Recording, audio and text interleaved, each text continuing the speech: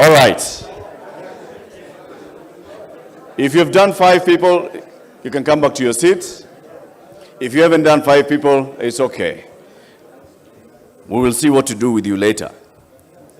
You may take your seats now, ladies and gentlemen. Thank you very much.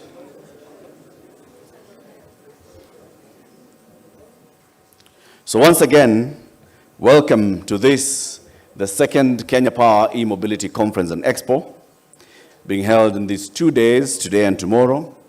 And as we begin this, I'd like to just set the protocols.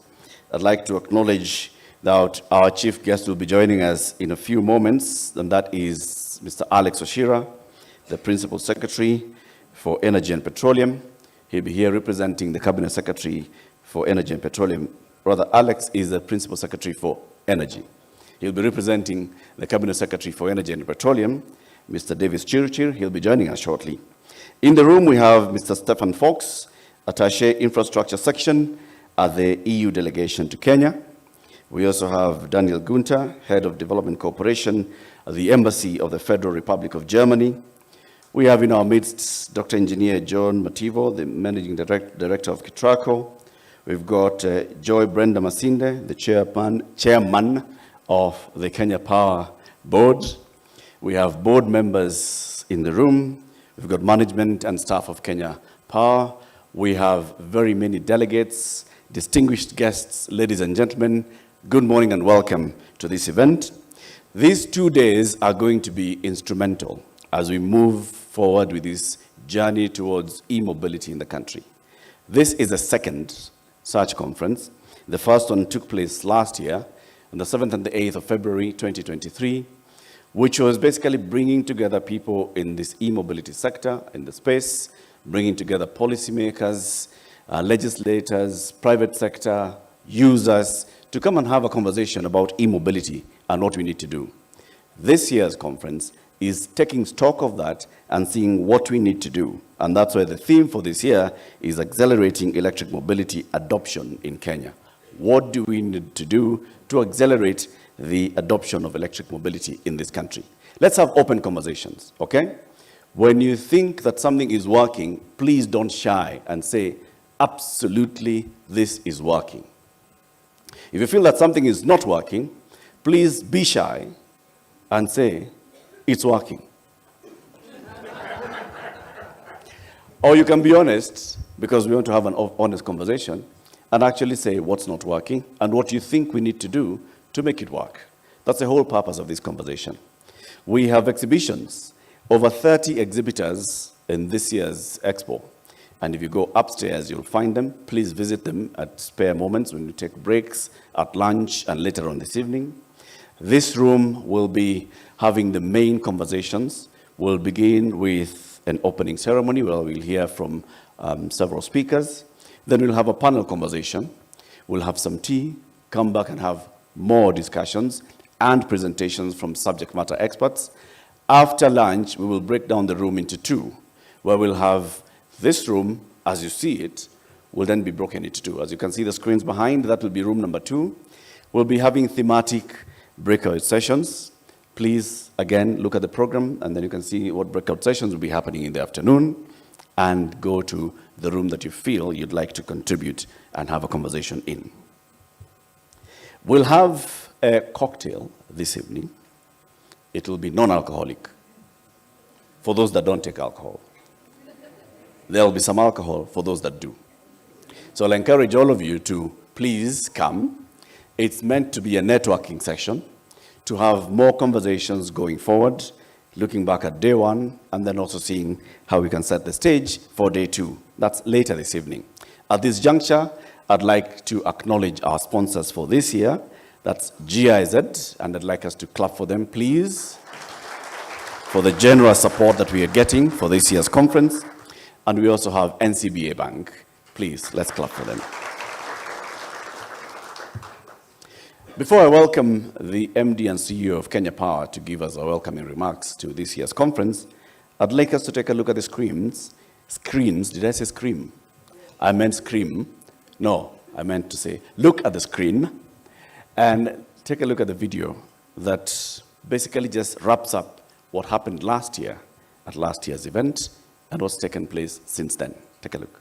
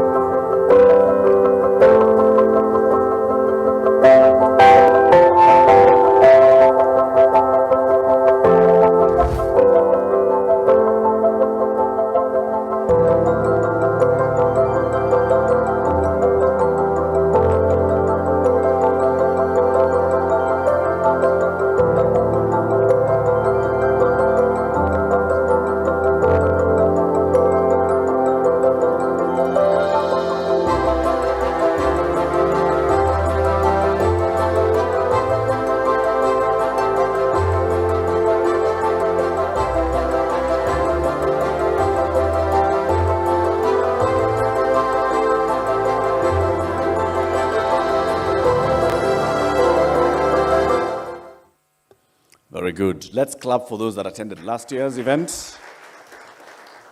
And those that were there last year and are here again this year, let's clap for them. Okay, now we are down in the past. Ladies and gentlemen, are you ready for the 2024 Conference and Expo? Are you? Let's get this show on the road. Please put your hands together and help me welcome up on stage Dr. Engineer Joseph Siror, the Managing Director and CEO at Kenya Power. Clap until he gets here, until he shakes my hand, and until I tell you to stop.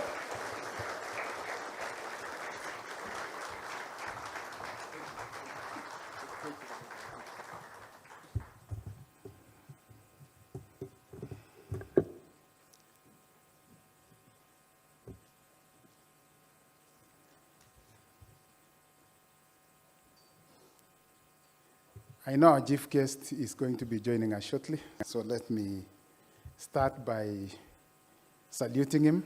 So our chief guest, though I know he's joining shortly, Daniel Gunther, Head of Development Cooperation, German Embassy, Anna Salian, Program Director, German Embassy, Stefan Fox, Head of EU Delegation, our Chairman of KPLC, Ezra Odhiambo, Chairman UPEA, Mercy Okiro, Chairman NCA, Chairman of State Corporations, CEOs of all companies and state corporations present here, representative of other players, partners and sponsors, delegates, speakers, and panelists, distinguished guests, ladies and gentlemen, good morning to you all.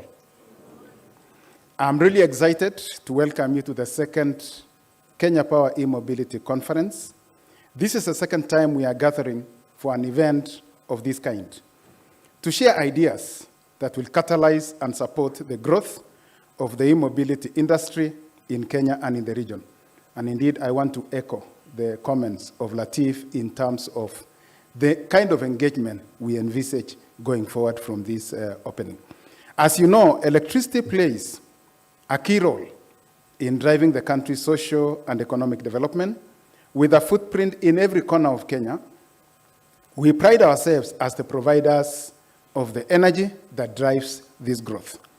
Electric mobility is one of our sustainable business growth areas that will define our contribution to the global climate agenda and as part of our sales growth strategy.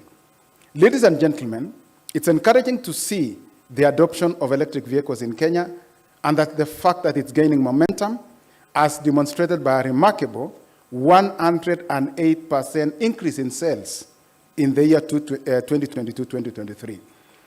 That is according to the data from the National Transport and Safety Authority. This translates to about 8.3% market share in new vehicle sales over the period. We expect this to be actually not rising gradually, but exponentially. Despite this growth, the adoption of EVs in Kenya remains underexplored, with local data indicating that presently there are only slightly less than 3,000 EVs in the country. With our expanding network capacity, supported by strategic grid investments and a favorable energy mix, which comprise over 90% renewable energy, Kenya Power is undoubtedly at the forefront in championing the e-mobility transition. Towards this, we have advocated or we are advocating for favorable policies with various stakeholders, including policymakers, investors, financiers, regulatory authorities, and other interested parties. Distinguished guests, our roadmap towards entrenching e-mobility is very clear. We are investing approximately 260 million in the next 3 years to install EV chargers at our offices across the country, and in purchasing light and heavy-duty vehicles and electric motorbikes to support our business operations. I do remember indicating during a launch where we were launching 2 of our EV vehicles yesterday that this is what we are currently planning. But based on the adoption and the demand that is going to arise, we may overshoot even this budgeted amount by virtue of the fact that we stand really to support this growth. And whatever it takes for us to ensure that the adoption increases to the highest level possible, we are agile enough to review our strategies to ensure that we support it to the greatest extent possible. By the end of June this year, we will have installed 11 EV chargers in various locations, including Nairobi, Nakuru, Mombasa, Mtito Andei, Kisumu, and Eldoret. Indeed, we launched one of these chargers at our company headquarters yesterday. By the end of June next year, we will install additional chargers in Naivasha, Narok, Kisii, Kericho, Thika, Kiambu, Nyeri, Nanyuki, Meru, Embu, and Machakos. And by June 2026, we'll have installed the same in Murang'a, Kajiado, Bungoma, Busia, Siaya, Kitale, Voi, Mwingi, Garissa, and Kakamega. By the end of this year, we'll have a total of 11 EVs and 38 e-bikes.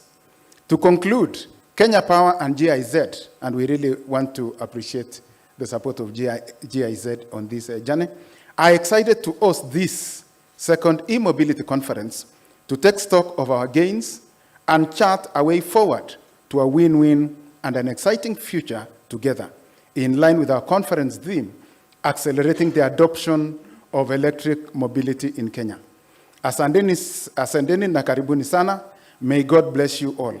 May I now take this opportunity to invite Joy Brenda Masinde, Chairman, Kenya Board of Directors, and using the protocol that has been set, let's clap for her until she's here.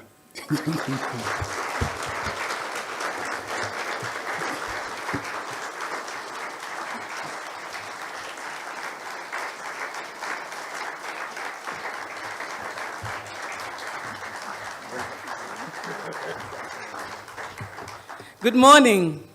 How are you? It's so good to see all of you. Before we proceed, allow me to just do something that I feel is important. As a country, we are still in a season of mourning following the passing of our gallant soldiers. Allow us just take 1 minute to honor our fallen soldiers. So if you could please rise on your feet so that we observe a moment of silence in honor of the fallen general and our gallant soldiers.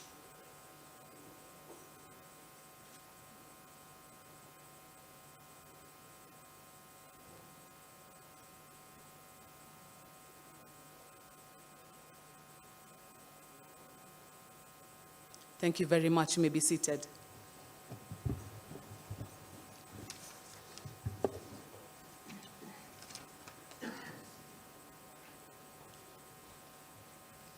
Daniel Gunther from the German Embassy, Ms. Hannah Selian from GIZ, Mr. Stefan Fox from the EU delegation, my colleague chairs Mr. Ezra Odhiambo from NUPEA, Ms. Mercy Okiro, the chairman of NCA, my fellow directors who are here present, my colleagues, all our distinguished guests, good morning. Welcome to the second Kenya Power e-mobility conference. It's truly a pleasure to see all of you here this morning. Since last year, we've witnessed a remarkable surge in the interest from both local and international stakeholders. Everyone is eager to invest and develop Kenya's e-mobility sector. This growing enthusiasm holds immense promise for our nation, positioning us to become a front runner in research, innovation, and access to e-mobility solutions across the continent. With the right approach and commitment, Kenya has the potential to lead the way in offering high-quality, cost-effective e-mobility products and services. Ladies and gentlemen, At Kenya Power, we appreciate the significant opportunity presented by the burgeoning e-mobility sector. We are cognizant of the role it plays in bolstering our economy by reducing transportation costs, and for the Kenyan populace reducing transportation costs for the Kenyan populace, and mitigating the adverse effects of the climate change through reduction in greenhouse emissions. Recognizing the pivotal role that e-mobility plays in our nation's development, the Board of Directors of Kenya Power is committed to supporting its growth and fostering the development of a robust infrastructure to sustain its expansion. Indeed, I think we have, as a board, passed a resolution, and it was a commitment during last year's event, that within the next few years, we will be transitioning most of our fleet to be purely EVs or hybrid vehicles, because we believe in our product, Kenya ya Meta. We are doing this as part of our long-standing commitment to power and support our nation's aspirations through increased electricity generation, primarily sourced from renewable sources, and sustainable investments in transmission and distribution networks countrywide. We have achieved a lot of progress. 75% of Kenya has electricity. This growth, in essence, means that the country's grid is more capable of handling the expected pressures of the growing e-mobility sector. To further support the e-mobility agenda, we have moved forward with our resolutions from our first e-mobility conference. The Board of Directors keenly supports the implementation of these resolutions as carried out by the company's e-mobility steering committee, tasked with developing strategies to propel the success of these emerging industries. The initiatives include, one, the establishment of a comprehensive charging station network, which Bwana MD has just talked about. And I'm glad it has kicked off with the 2 EV stations that were launched yesterday in Ruaraka and in Stima Plaza. We intend to expand this to a network of 33 charging stations throughout the country by the end of June 2026. I know IMD tries to say that we are not going to compete in the industry, but with the kind of network that we have, with the possibility of having EV charging stations along the highways, everywhere you see a pole, a substation, you see something that is a KPLC installation, there is potential to have a charging port. We might just become the leader in e-charging across the country. And who knows, we might even start producing e-vehicles ourselves. Distinguished guests, we are continuing to push the transition to over 2,000 strong plus fleet to electric. Additionally, our IESR, the Institute of Energy Studies and Research, stands ready to serve as a premier training and research center for e-mobility. We are welcoming partnerships with investors and collaborators if you're interested in advancing this research and development in this field. We also commend the government of Kenya for its efforts to promote e-mobility, including the establishment of the task force on the development of a national electric mobility policy, strategy, and regulations in 2023. As we embrace diversification of our interests, e-mobility emerges as one of the most promising and exhilarating opportunities to propel our business forward. We remain steadfast in our commitment to adapt to the evolving market dynamics, identifying potential opportunities, embracing innovation to ensure our transformation into a sustainable company. Last year, I said we were looking at e-mobility and the opportunity it avails as part of the strategies to future-proof Kenya Power. We realized that our cheese of selling power is moving. And eventually, we might not be able to make a lot of profit from just selling power. And so we have to expand our view on the services that we offer to Kenyans. And this is one of the ways that we think we can expand our business. So in conclusion, I want to extend my heartfelt gratitude to all our distinguished guests, our partners, our stakeholders, for their invaluable participation in this conference. Let us join hands and work collaboratively towards unlocking the full potential of our e-mobility, shaping a sustainable future for generations to come. Ladies and gentlemen, you're very welcome to our second e-mobility conference, and thank you so much for joining us this morning.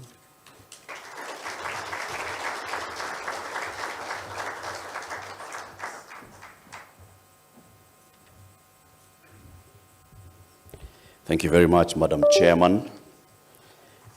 I always like it when I say chairman because she insisted last time I spoke to her. I'm the chairman of the board. Very good. And now, ladies and gentlemen, allow me to ask you to please help me to welcome up on stage through a thunderous applause, Stefan Fox, the Attaché Infrastructure Section at the EU delegation to Kenya. Do you know what we're doing? The good thing about this is that it puts Stefan under pressure to walk faster. So you keep clapping until he gets here. Good morning. Dr. Joseph Siro, Managing Director and CEO of Kenya Power, Mrs. Joy Brenda Masinde, Chairman of the Board of Directors for Kenya Power, Mr. Daniel Günther, Head of Cooperation at the German Embassy, Mrs. Alia Silent from GIZ, Excellencies, distinguished partners and participants, ladies and gentlemen, good morning again.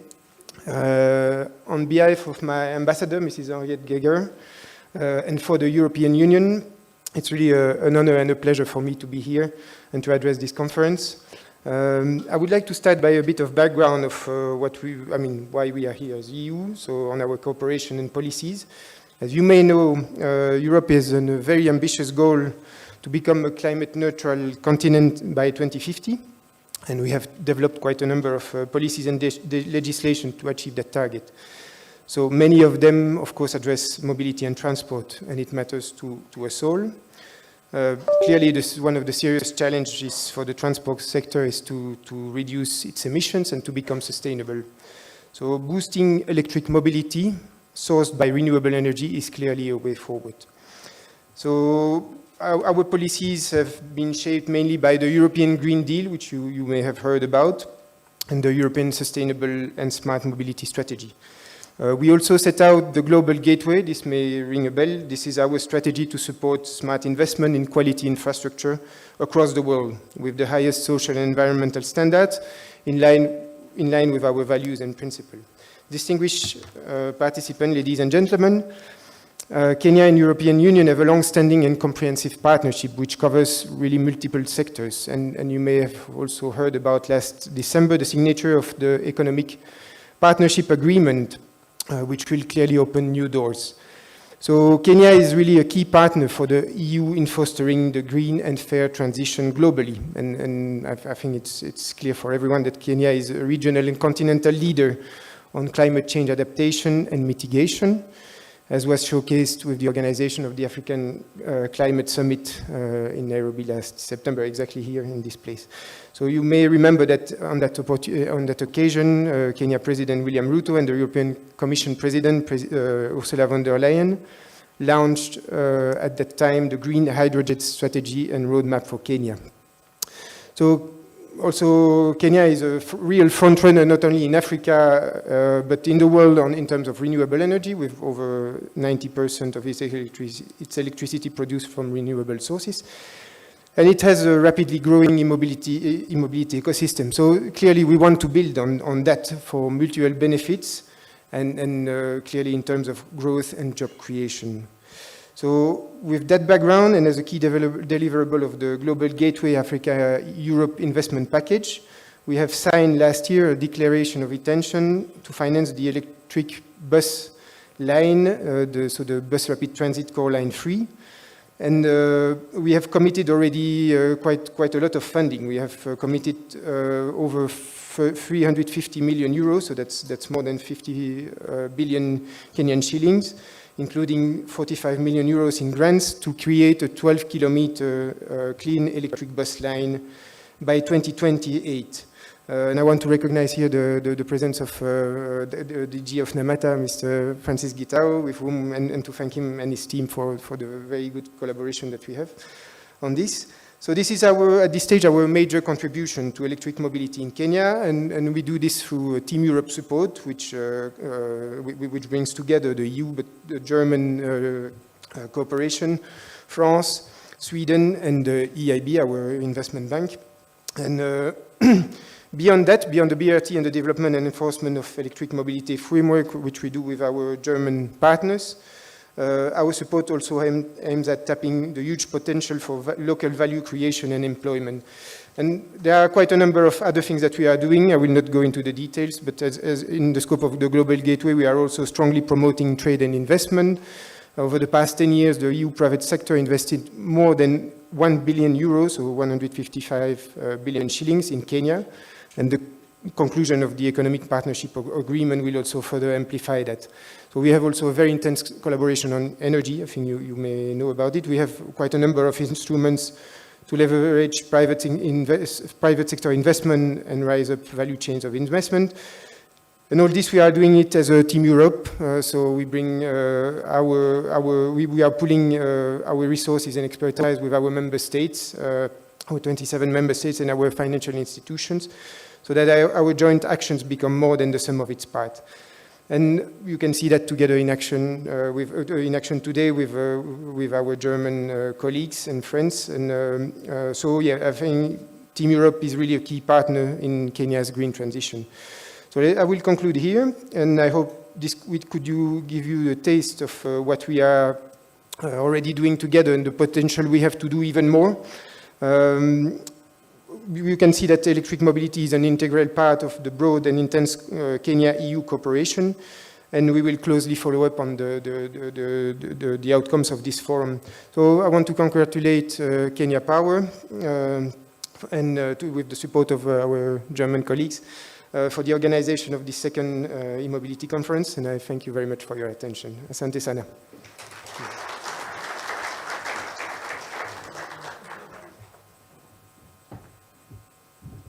Thank you very much, Stefan. Our next speaker, ladies and gentlemen, is the head of development at the Embassy of the Federal Republic of Germany. Ladies and gentlemen, please put your hands together and let us clap for Daniel Gunther. You know the order until he gets here. Karibu sana, Daniel. Good morning, everybody. Ms. Joy Brenda Masinde, Chairman of the Board of Directors, Kenya Power, Dr. Engineer Joseph Siror, Managing Director and CEO, Kenya Power, Chairpersons, Managing Directors present, colleagues from the EU, colleagues from GIZ, good morning again. The future of mobility will be electric. According to the IEA Global EV Outlook 2023, electric car markets are seeing exponential growth. Sales exceed 10 million in 2022. A total of 14% of all new cars sold worldwide were electric in 2022, up from around 9% in 2021 and less than 5% in 2020. Europe is playing a major role here, being the second largest market where electric car sales increased by over 15% in 2022. But electric vehicles are not just a topic for industrialized economies. There are also promising signs for emerging electric vehicle markets, albeit from a smaller base. This is especially true, and we can see that in Nairobi each and every day, for 2- and 3-wheelers. In emerging markets and developing economies, they already outnumber electric cars. This might change in the future, but that's where we are right now. So why is electric mobility important for us, Germany? From Germany's point of view, electric mobility is the key to climate-friendly mobility all around the world. Particularly when operated using renewable-based electricity, electric vehicles generate much less CO2 than combustion engines. Also, electric vehicles can store energy and will be able to offset fluctuations in wind and solar power, thus fostering the expansion and market integration of these volatile energy sources and making electricity grids more stable and more reliable. Ladies and gentlemen, transitioning to electric mobility is key to reduction of greenhouse gas emissions and reaching the goals of the Paris Agreement on climate change. This is even truer in the case of Kenya, where the share of renewable energy and the electricity generation mix accounts for over 90%. And by the way, congratulations on this. This is an amazing figure. But electric mobility is not just a transport, an environment, climate change, or energy issue. It is a major topic for economic, social, and health policy. And I think the current Kenyan government is very much aware of this. To illustrate the point, electric mobility powered by locally produced renewable energy could help to reduce the huge import bill of petroleum products in Kenya, which in 2022 stood at approximately 628 billion Kenyan shillings. So if you don't use combustion engines, but switch to renewable energy produced in Kenya, this can save a lot of money. Another example why it's not only a transport or energy issue, the transport sector accounts for 45% of all harmful emissions in Nairobi. And I think all of us know it when we walk out in the streets. Majority of Kenyans are directly exposed to toxic emissions from vehicle exhaust. With electric vehicles, this is a non-issue. So, Germany, we have been a long-term partner for Kenya, not only in the area of sustainable economic development and employment promotion, but also in the fight against the adverse impacts of climate change. We do this within the framework of the Team Europe initiative that my colleague already mentioned, but also in the framework of our bilateral climate and development partnership, which His Excellency President Ruto and Chancellor Scholz agreed on during COP27. Through this partnership, we also support Kenya in the area of electric mobility. Through a project implemented by GIZ, and which is co-financed by the European Union, we're proud to support the Ministry of Transport in the ongoing electric mobility policy development process. GIZ is offering direct facilitation of activities of the e-mobility task force, the State Department of Transport, and other governmental agencies, such as the Kenya Bureau of Standards, and technical expertise to respective processes. We are also developing training content to enhance existing curricula in the field of automotive and electrical engineering.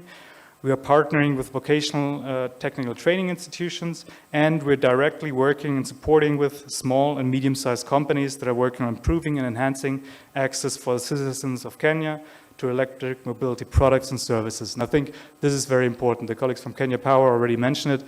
I think the public sector, government can't do it alone. The private sector also can't do it alone. The private sector needs the rules and regulations to make sure the market is functioning. I think it's about bringing the private and the public sector together to really achieve fast and persistent progress. And I think this is also why the conference is incredibly important and gives rise to new ideas. So maybe Kenya Power is going to be producing cars themselves, maybe with the help of the private sector. Let's see, it's going to be exciting. Anyways, through these activities, we hope to support, on the one hand, the achievement of the better targets of the Kenyan government of developing the nascent EV motorcycle assembly industry and the adoption of electric mass transit system in all cities and towns in Kenya. But we also want to help Kenya to become a best case example for e-mobility in Africa, because Kenya can be a lighthouse for what is possible, not just looking at Kenya itself, but also looking at the broader region. Ladies and gentlemen, I look forward to witnessing the continued positive impact that your work will keep having in Kenya and the broader East African region. We are committed as a German government and our implementing organizations GIZ to play our part and to support the important work all of you are doing. And I wish everybody working on e-mobility in the room today great success going forward, today and tomorrow during the conference, but also in the upcoming months and years. Asante sana and all the best. Thank you.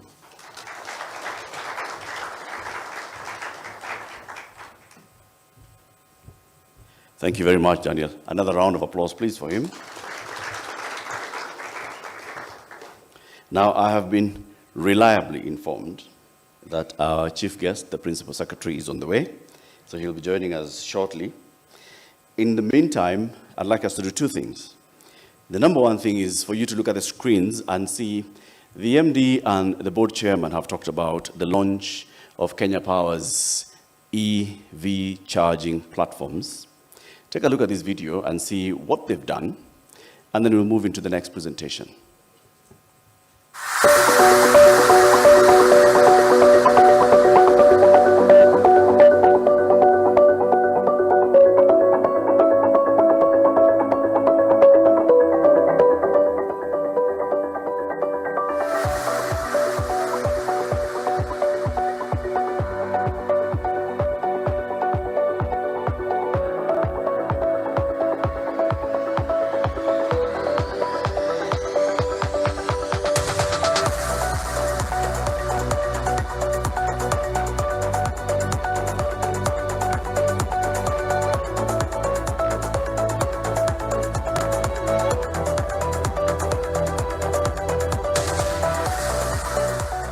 It gives me great pleasure to be here today as we launch our first ever electric vehicle charger and the flagging of one of our heavy-duty double cabin electric vehicles. The newly installed charging station and acquisition of the 2 EVs represents a bold move and a bold investment of Kenya shillings 258 million for this financial year towards the adoption of e-mobility. We look forward to e-mobility, one, helping us in improving the demand of the country by improving the nighttime demand. They will also be helping us in terms of knowing where they require supply, and therefore having a very clear relationship with KPLC. We are able to coordinate with them so that they have seamless supply of energy for their use in EVs. We have managed to start rolling out our infrastructure and fleet conversion. So the success of these double cabins are going to give way to conversion of about 600 vehicles within the fleet. In the next 10 years, we expect to find 80% of our fleet should actually have been converted to electric. Let's clap for Kenya Power tafadhali, like the management has promised, within the next 1 year, engineer again, how many stations, how many vehicles across the country? As you move towards this e-mobility, well, Kenya Power has got to be leader in this particular conversation, and that's what they're doing. You know, since last year, and I know, MD, you said only about 3,000 vehicles have been registered in this country as EV or as hybrid vehicles. It's not only. 3,000 is actually a good number. Because if you look back at just the growth within the year, from about 2,100 to 3,000 plus vehicles within a period of a year after the last year's conference, that is movement. And I know there are very many players who are in this room today and even exhibiting upstairs who will say that that is actually a giant leap. And it's an encouraging thing to see that it's happening. We want now to have a conversation about those gains, the hits, and the misses in the e-mobility sector in Kenya. Where are we going? What have we done? What have we learned? And I want to welcome up on stage the president. No, not that one. Hesbon Mose is the president of the Electric Mobility Association of Kenya, EMAC. Please clap for him as he comes up.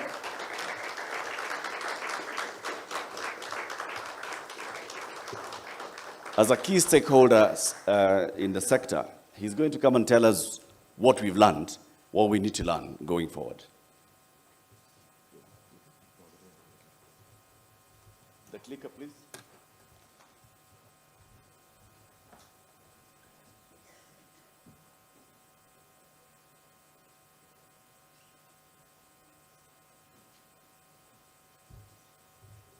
Good morning. Do you feel electrified this morning? All right. As I said, my name is Hesbon Mose. I am the president, not the other president, the president of E-Mobility Association of Kenya.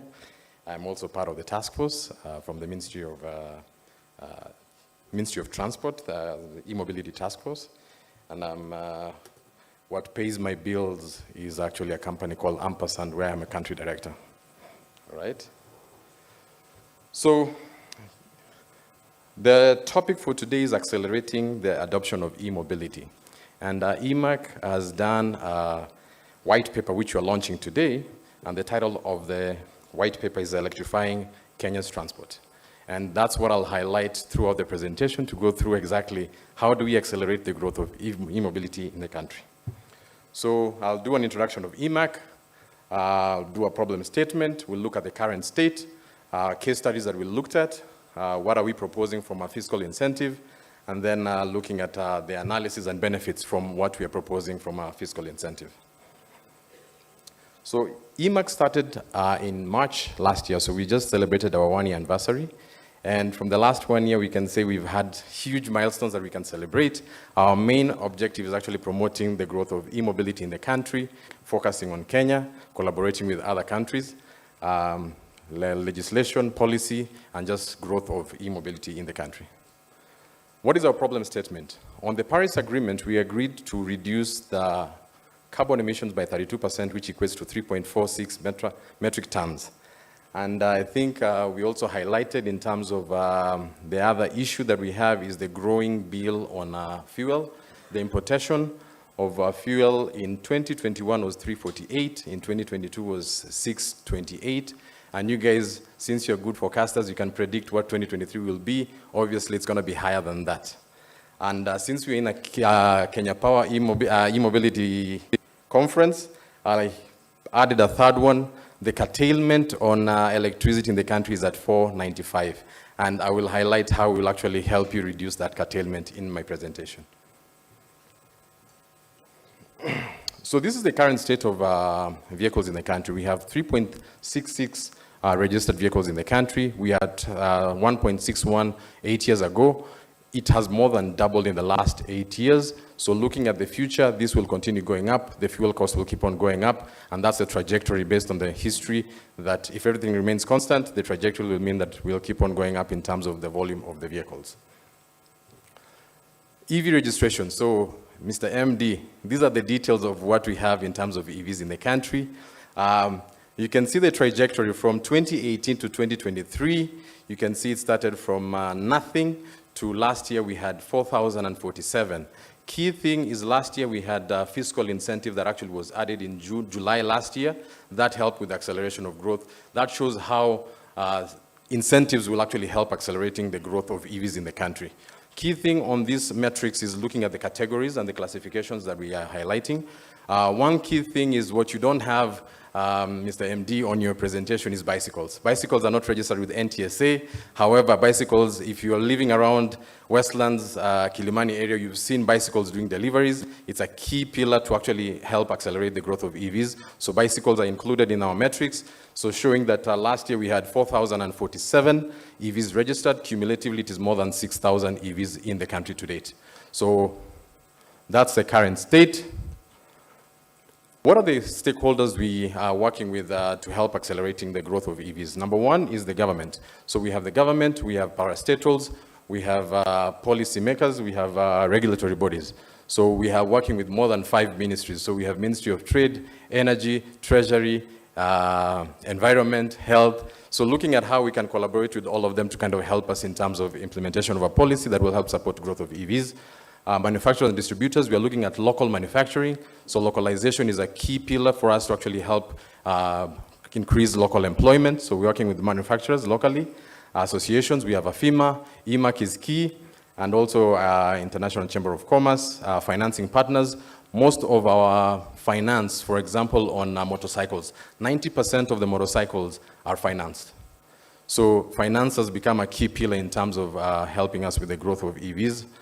Then development partners, which are GIZ, UNEP, IFC, World Bank, they're all key stakeholders. What are the barriers to adoption? Number one, policy.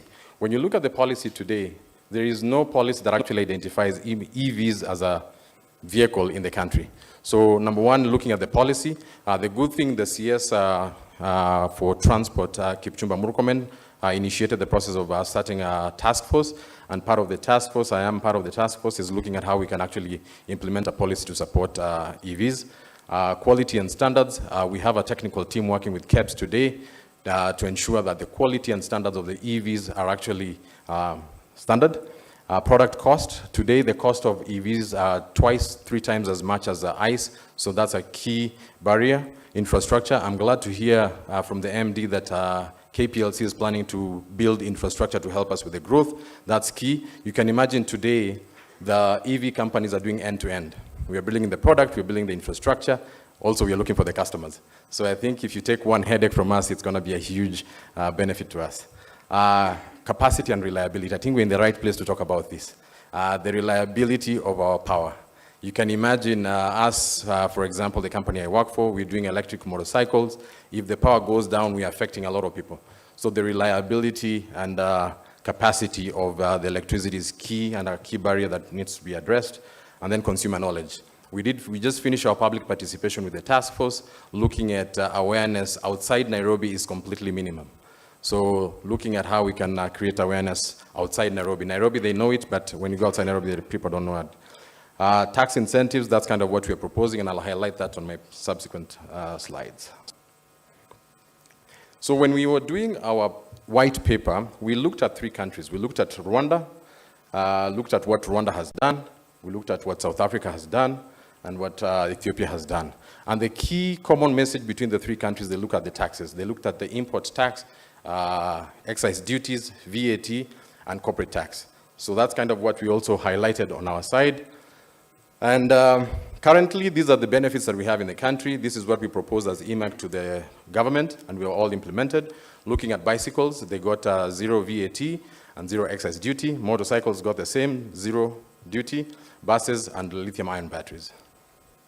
Key category that we added was bicycles. It was nowhere, but now actually they're included in our discussion. And I keep on making it fast so that we remember bicycles are part of EVs.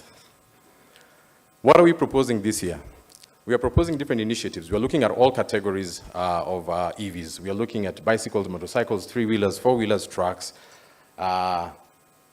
batteries, and battery as a service. Key highlight on this is our proposal is actually going to 0%. This might seem alarming based on where the country is, but we will actually go into details in terms of how this will benefit eventually. Key thing on this slide is looking at KPLC. We are looking at you taking away the VAT on the KPLC energy power, and extending that to the customer by us when we're doing the swap model and leasing batteries to our customers, extending that VAT exemption to our customers. So our methodology that we used, we looked at 3 different scenarios. We looked at high support, medium support, and low support. Currently, what we got last year, we are considering we got the medium support. What we're proposing this year is to taking us to the high support. And that's kind of what I'll highlight through my presentations in terms of when we get the high support, how does that look like? Forecasted growth, this is a key number. When you look at if we were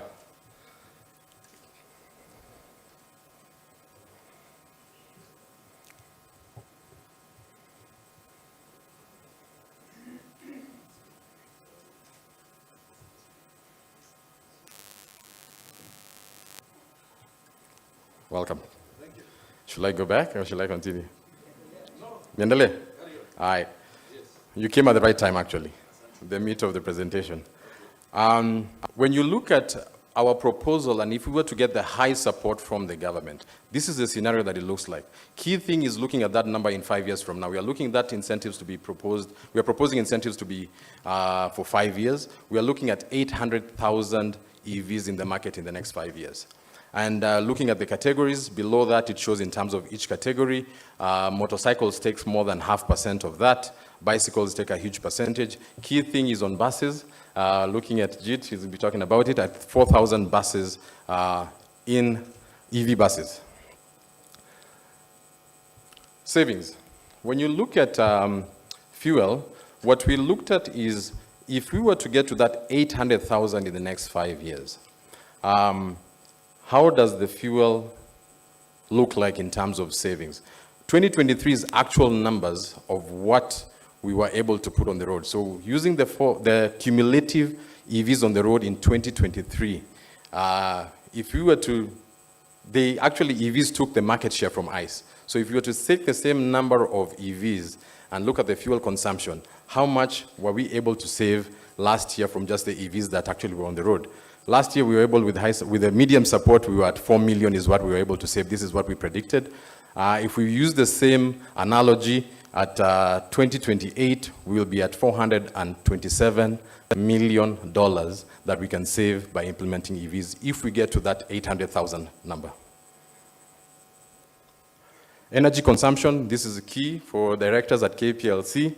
Looking at the same number, if we were to get to 800,000, we are predicting that we will actually be using 1,045 gigawatt hours of electricity. Is that a clapo? Joy. I think looking at the curtailment in 2023 of 495, we will be able to take away that plus more. Revenue, we are looking at electricity revenue. We looked at the current rates. We are at 16 base. And that shows that the revenue for KPLC will be at 67. That $67 million is just on looking at taxes and levies. not looking at the base. So if you want to look at the base, and when you look at taxes and levies, it's about 50%. So total cumulatively, the country will get close to double, more than double of that 68 million. Emission, talking about carbon credits. This is a key discussion. EV market today has not really focused on carbon credits because of the cost, but we say basically if we were to get a good price on carbon credits, we assume that 40 shillings. You can look at the high support will be at 145,000 tons. That basically will give us $9 million from carbon credits selling. Job creation key, as we look at localization, bringing local employment. These are key numbers. Looking at high support, will be at 172 new employment coming from EVs. Looking at tax revenue from EV, one thing that we considered is basically the losses on taxes, VAT from fuel. So the government will not be getting VAT from fuel. But when you look at the high support losses, but cumulatively, from high support, no VAT at all on this slide. But when you look at the net gain on the next slide, when you look at the losses plus what we are gaining, eventually if we have the 800,000 motorcycles on the road, the net gain is $170 million. Conclusion. As we shift to EVs, there's huge economic and environmental gains. The challenges, we see VAT losses, that's what the government is looking at today, but the net gain is significantly more as we increase the number of EVs on the road. However, we will need legislative support. We are working closely with the government to look at what we are proposing, they can adapt it, and then pretty much working also with the task force to make sure there's a strategy and policy in place to make sure that actually EVs are adopted in the country. That concludes my presentation. Thank you.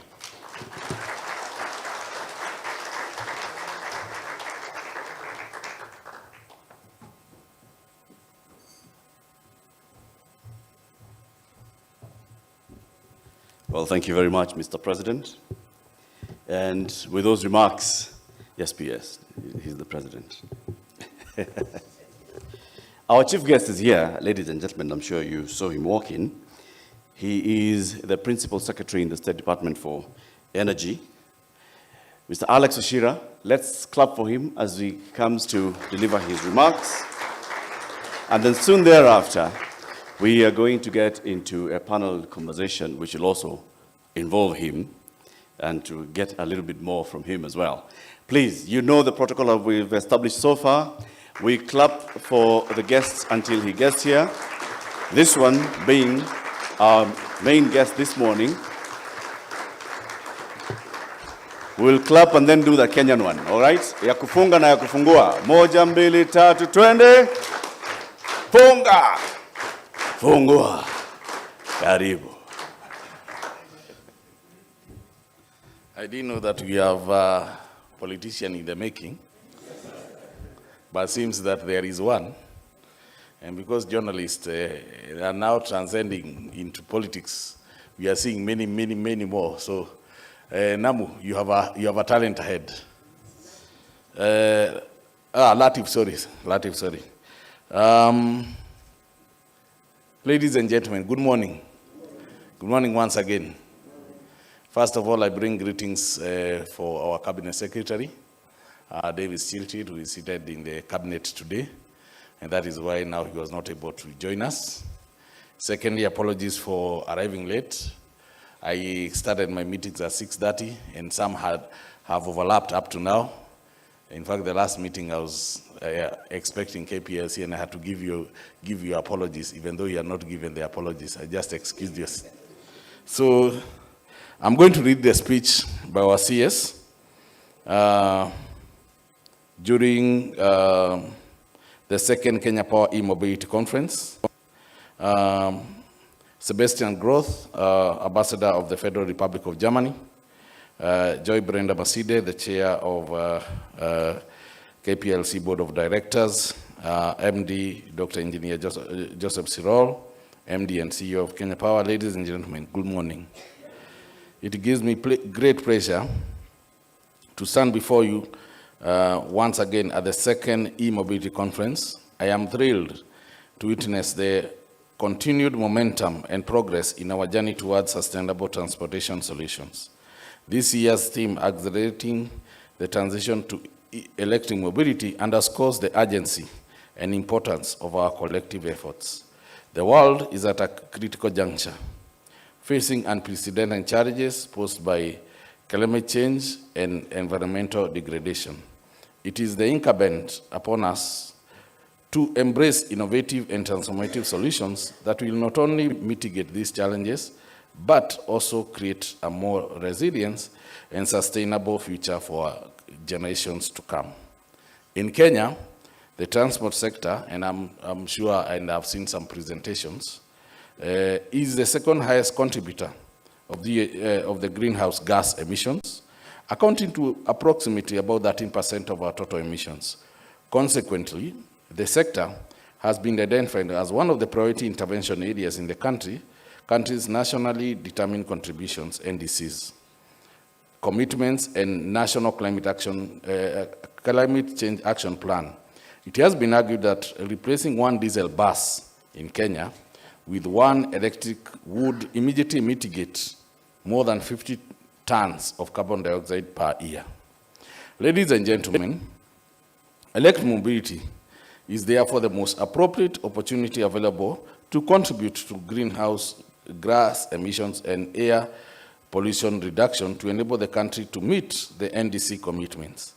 In the year 2022, the total petroleum import costs the country about 630 billion Kenya shillings, or $4 billion, which was over 90% increase from the year 2021. This impacts negatively on our foreign exchange reserves. The country has abundant domestic electricity potential, especially from the renewable energy space, which could power the transportation sector in the country. Ladies and gentlemen, Kenya, with her abundant renewable energy sources, is uniquely positioned to lead the charge towards e-mobility. Our investment in clean energy infrastructure, including geothermal, wind, and solar power, has laid a solid foundation for the widespread adoption of electric vehicles. By leveraging our renewable energy potential, we can not only decarbonize our transportation sector, but also reduce our reliance on imported fossil fuels and enhance energy security. Furthermore, the national electricity demand curve of a typical day in Kenya shows a huge disparity between peak and off-peak power requirements. To maintain system stability, power generation is normally reduced by a process referred to as energy curtailment. According to the EPRA data, a total of 495,437 megawatt hours was curtailed between July 2022 and June 2023. This is a lot of energy that could be put into use by creating demand at night. E-mobility can assist bridge this gap by charging electric vehicles, especially at night. As of December 2023, Kenya had a total of 3,235 motorcycles that are electric, 139 tuk-tuks, 195 salon cars, 21 buses, 11 vans, and double cabins, and 2 lorries, and the total demand for electricity is expected to grow. For example, a company called Basigo were operating 19 buses in 2023 with 3 charging sites. They project to have 1,000 buses in the year 2025 with 60 charging sites. The above company was consuming 80 megawatt hours per month. With 1,000 buses, they will consume about 8,000 megawatt hours per month. This is a significant growth in the next 2 years. In the year 2020, the Ministry of Energy and Petroleum launched the Kenya National Energy Efficiency and Conservation Strategy, which identified transport as a key sector to improve on energy efficiency. It is set out, among others, a target of about 5% of our annual importation of electric vehicles, to be electric, to increase the adoption of e-mobility. This has highly been quoted as a government position that has influenced the establishment of a gazettement of the National Task Force through the Ministry of Transport to formulate an e-mobility policy. Ladies and gentlemen, the Ministry of Energy and Petroleum is also actively involved in the development of the National E-Mobility Policy, which is spearheaded by a multi-government task force. The e-mobility policy overall objective is to provide an enabling environment for the growth and adoption of electric vehicles in the country. The policy will be integrated and comprehensive, providing the legal and regulatory framework to promote adoption of e-mobility in Kenya.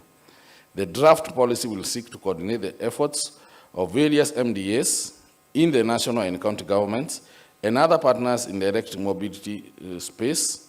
This is to ensure cohesion and coherence in the growth of the sector and to avoid duplication of roles that result into wastage of public resources.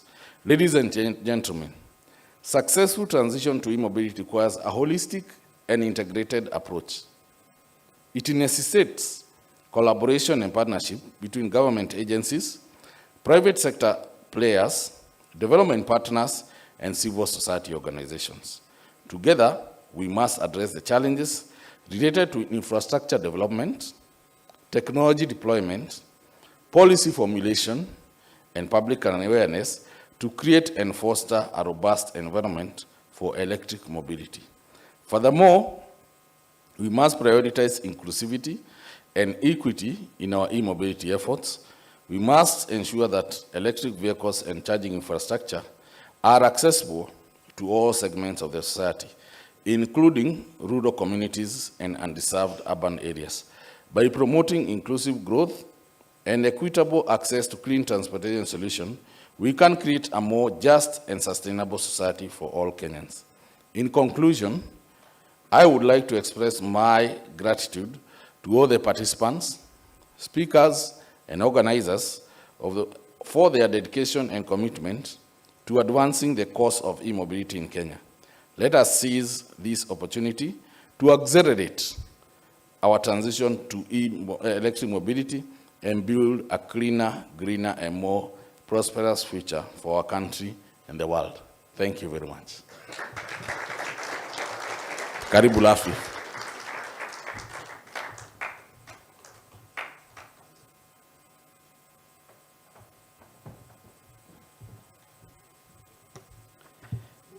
Let it go on record that the Principal Secretary would not like me to be a politician. And so therefore, this is a job offer. Thank you very much, Bwana PS, for those remarks. As I'd mentioned to the room earlier, this two-day conference is meant to take stock of what we have done so far in our e-mobility journey, and also look at what we need to do to accelerate the uptake of electric mobility in this country. We're going to have panel discussions, we're going to have presentations like what we got from Hisbon. We're also going to have breakout sessions and breaking out into different rooms later in the afternoon. For now, let's start with our first panel discussion, which is going to look at the journey that we've made so far. We have things that have happened policy-wise, regulation-wise. We have players in the sector who have participated in this, and we'd like to hear from them. So please help me welcome back on stage the Principal Secretary for Energy, Mr. Alex Wachira, to come and join me up here as I ask the service people to come and move this podium so we can have the panel conversation. Joining us up on stage for this conversation, I'm going to welcome one person who is the Program Director at GIZ, Michael Schuster. Michael, please come. Let's clap for Michael as he comes. We'll also have Rajal Upadhyaya, who is the CFO at Rome. Rajal. And Jit Bhattacharya, who's the co-founder and CEO at Basigo. Jit, karibu. Yes, we'll be here. Let's get this out.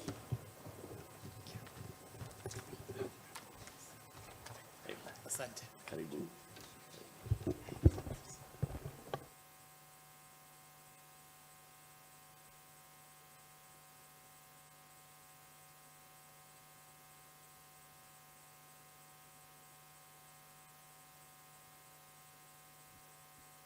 There's that, huh?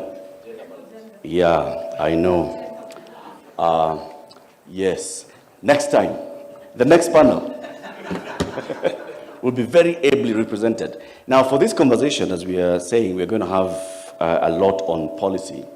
There's a task force that was established by the Ministry of Roads and Transport on looking at e-mobility. It's represented in the room today by the Vice Chair, Ms. Cherotich. Are you in the room? Okay, so for interest of gender, I'm making this executive decision right now. Now we are going to have a conversation, and we'll hear from the task force. We'll be asking questions to the task force, to Ms. Cherotich. This is looking at what's been happening in the country over the last 1 year since we were here, Bona PS. In your remarks by the Cabinet Secretary, there's been mention of what has happened. For example, the Energy and Petroleum Regulatory Authority came up with the charging and battery swapping regulations.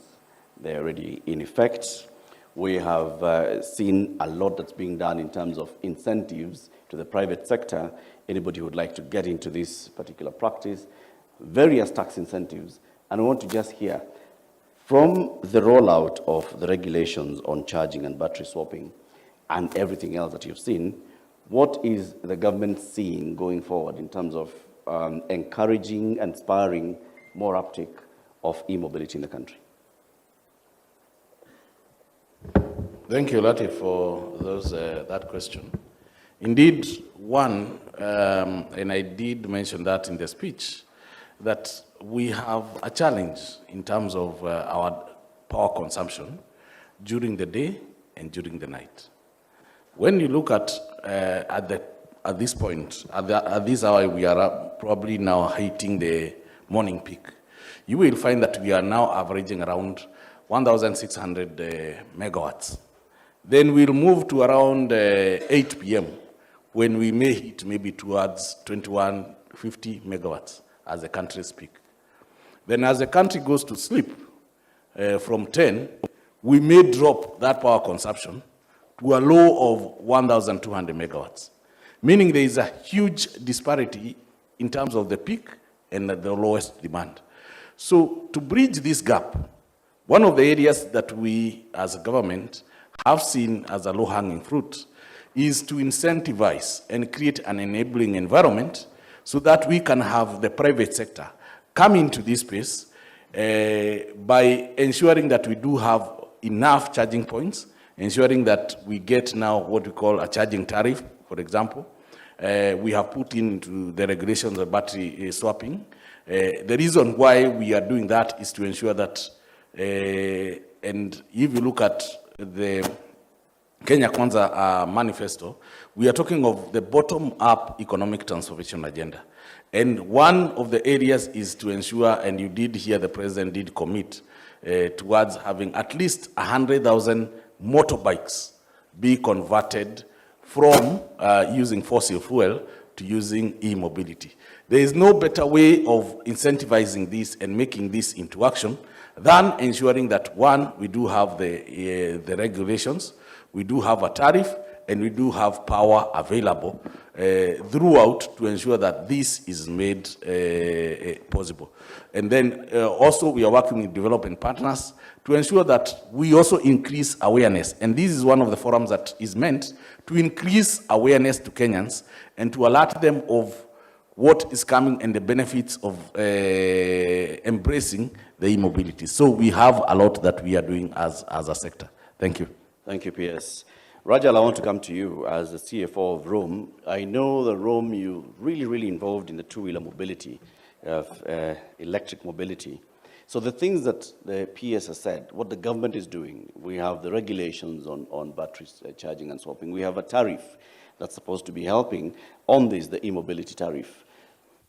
8 bob off-peak, 16 bob at peak time. Is this working for you as a company, as a player in this sector?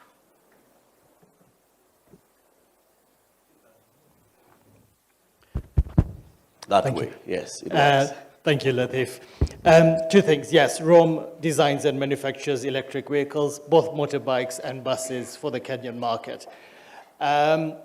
The support that we receive from the Kenyan government and from Kenya Power, KPLC, is very appreciated and the numbers speak for themselves, right? We saw, since the fiscal incentives came in, since the e-mobility tariff came in from mid last year, we saw a massive increase in the supply and demand of electric vehicles in the country. There is yet significantly more to be done on that and more to come on that, and the tariffs help. We would love for those tariffs to also be extended more broadly. So for example, you asked about Rome. I'll speak specifically to Rome's situation. Rome is one of the guiding ethos at Rome is to give a lot of flexibility and power to the consumer. So from our charging perspective, we give the power to charge the batteries for the electric vehicles, for the electric motorcycles, to our end consumer. So not just coming to us and using our public charging infrastructure, our equivalent of the swap systems, but actually giving consumers the ability to power up their vehicles at home. And if there's some way we can together put our collective wisdom and mind power in this room and try and extend those benefits, both indirectly, as we already have done through what we offer, but also directly to the end consumer to enable more charging, and what that effectively does, more charging at home and more flexibility on that, what that effectively does, Latif, Honorable PS, is it reduces even further the end cost for the consumer and accelerates the uptake. It's a good challenge, and that's one of the things that we'll be discussing throughout this conference. And then how can we extend this? And PS, maybe if you have some thoughts, we'll come back to you shortly on how can we extend this to the end user. If you're charging at home, how can you then benefit from this e-mobility tariff? But let's bring in the Jet from Basigo. You have a number of buses, Jet, a number of buses that you charge, like the PS said. You charge them, you release them back into the market. But looking back at the incentives, and I just want to read out some of these incentives, exemption of excise duty on EV motorbikes, VAT exemption on EV and excise duty as well for locally assembled bikes. Then there's excise and VAT exemption on EV batteries. There is a corporate tax of 15% for the completely or semi-knocked down vehicles. This one on the batteries, because you're very big on batteries, your buses drive around with huge batteries. Are you enjoying these benefits? Or are there challenges? And also, how can we overcome those challenges, if there are? So before I talk about challenges, though, I hope that the theme that everybody is getting from this morning, I remember speaking at this conference 1 year ago, and what we were talking about was the promise of the EV industry. There was so much opportunity, so much potential impact for the country. And what you're hopefully hearing now is that the industry, in partnership with Kenya Power, with EPRA, with the ministry, is starting to deliver on that promise. And that is what is so exciting. So yes, we have 21 buses in operation. Those buses are consuming 60 megawatt hours of Kenya Power electricity. And the best part is, for buses, as we know, our matatus, they run during the day, so they can only charge at night. We can only charge during off-peak demand stimulation. That is what we were talking about at this conference last year. Not just that, in May of last year, we welcomed Dr. Engineer Siror to come launch one of our DC charging depots in Buruburu. What was special about that launch? That was the first depot connected to the e-mobility tariff, which is what enables this sector. These 21 buses, this tiny fraction of buses, because of Kenya's leading position in renewable energy, is mitigating 80 tons of CO2 every single month. 80 tons. That's greater marginal impact on CO2 emissions than an electric bus almost anywhere else in the world. This industry is delivering on the promise, and it has been enabled by what has happened with Kenya Power and EPRA through the e-mobility tariff and the support we received in the Finance Act of 2023 from the government. Now, to your question of challenges, because while we're delivering on the promise, we have a long road ahead. One thing that's very important to remember is that all the companies that are working in the private sector of this industry are still startup companies. Most of us are still pre-profitability. We are financed by venture capital and private equity.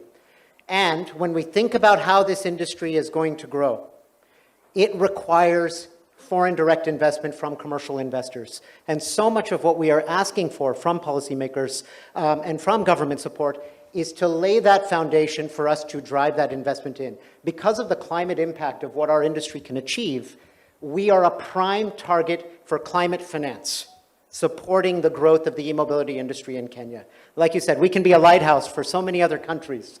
We can make Kenya basically a leader overall in this sector. And so many of the policies you've heard proposed by the E-Mobility Association of Kenya are to just further enhance and support that foundation. In the four-wheel segment, the one thing that's very important to remember is that we have an industrial policy that really incentivizes local assembly. Okay, so we're a bit different from the two-wheel industry. We really incentivize local assembly. If you are locally assembling a four-wheel vehicle, a car, a bus, a truck, you pay 0% import duty, 0% excise tax if you locally assemble from CKD.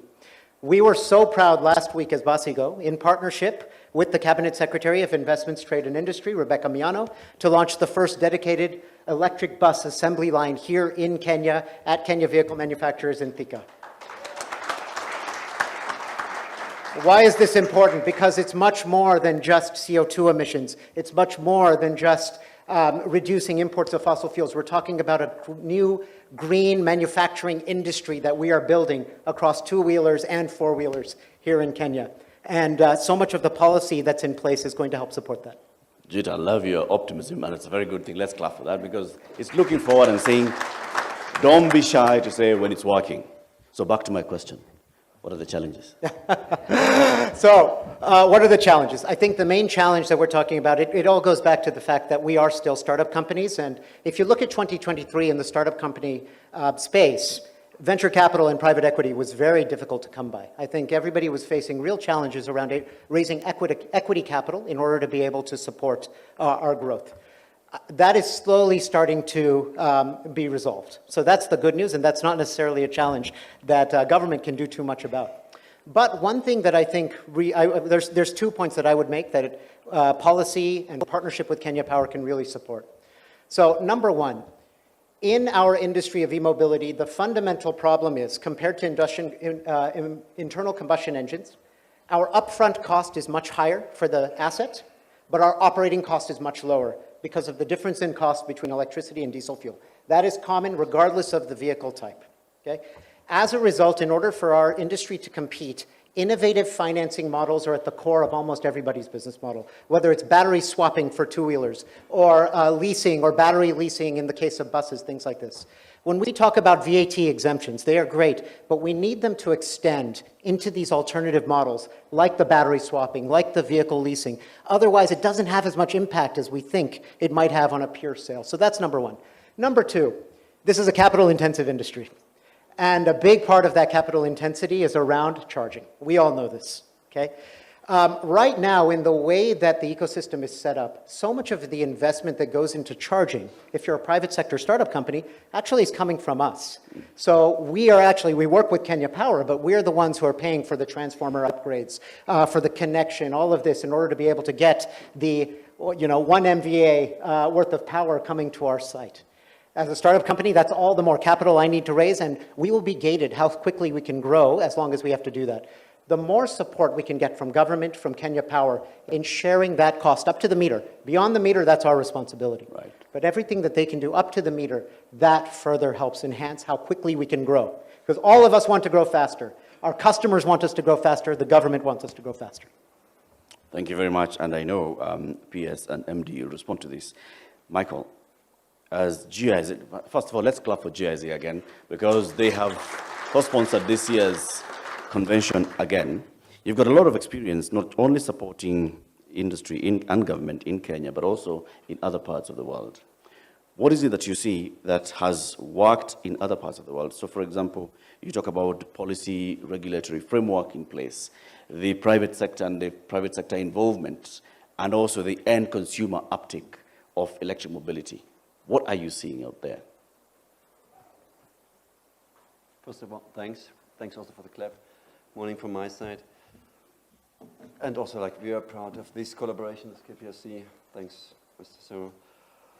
And happy to be on stage for the first time this year. So looking at the figures again, I guess you might be tired of the figures already. Last year, 11 million four-wheelers, electric four-wheelers have been sold. It's 15% market share globally. Two-wheelers is even more impressive, like 36 million have been sold. It's a market share like of roughly 4% only. Germany, where do we stand? The fleet is like 2.5 million electric cars, including plug-in hybrid vehicles. That means like in 2023, there was like a market share of 25%. How did we get there? There was first of all like direct purchase incentives for end consumers and also like corporates for cars and buses. There is a zero emission vehicle quota at EU level and also like on a German level, of course, and also like public procurement quotas. That helped a lot to increase the fleet. And also there is funding for charging infrastructure, both at European level and German level. There are also like quota just came into effect. There is a regulation on this now at EU level. And of course there is funding for R&D projects. But now, like all of a sudden, like German government is facing budget issues, and there is a sharp decline on funding matters. And learning, as you were asking for other experiences. I mean, like for the Kenyan context, it's all about affordability, right? There is like, as it has been mentioned by Jit and the others, there is like high upfront costs for electric vehicle. How to translate this into like financing mechanisms for the end consumers, may it be bus operators, may it be the guys on the road who want to get their electric motor as cheap as possible. For me, it's all about looking at the investments, like to attract investments as Kenya. Keep listening to the industry. It's all about reliability, predictability of the policy framework. I'm very much happy that the Vice Chair, George Say, is here with us today. They're listening to the industry. Please keep on listening to them. It's all about creating now a reliable framework, like looking at tax incentives, looking also like setting up charging infrastructure which is needed. Like there is like these range anxiety and issues. Right, thank you very much, Michael. Raj, I want to come to you, and then PS, you will respond to these issues. Mainly what I'm hearing is this is a capital-intensive business for the private sector to get into. And the private sector would like the government to come in and offer support. Okay, that's on the one side of what the government can do to support you. In terms of consumer awareness, are you finding challenges because you're selling to the mass market? Are you finding it easy to actually sell this car that doesn't produce a sound? Thank you, Latif. Two points on that. Firstly, let me echo and magnify what Jit said, both about exactly what you said, capital need. We are a startup ecosystem. We need millions of dollars of capital. I can go as far as to say, if companies in the US, in the Northern world, in other markets achieved half as much as our peers and ourselves have achieved, they would find it significantly easier to raise capital than we do. So we do need that. Secondly, a big echo and magnification on not just being, Honorable PS, not just being a lighthouse for being the transition, for the end result, for being the transition into e-mobility and clean transportation, but we have a unique opportunity in Kenya to also be a lighthouse for how we go about doing that. So adding more and more value locally into our markets is extremely important. How do we encourage local assembly? How do we go even further to encourage local manufacturing, creating green jobs, right, which is what we're all about as well. Coming specifically to your question on how do we increase the adaptability of the vehicles, I think it's two things.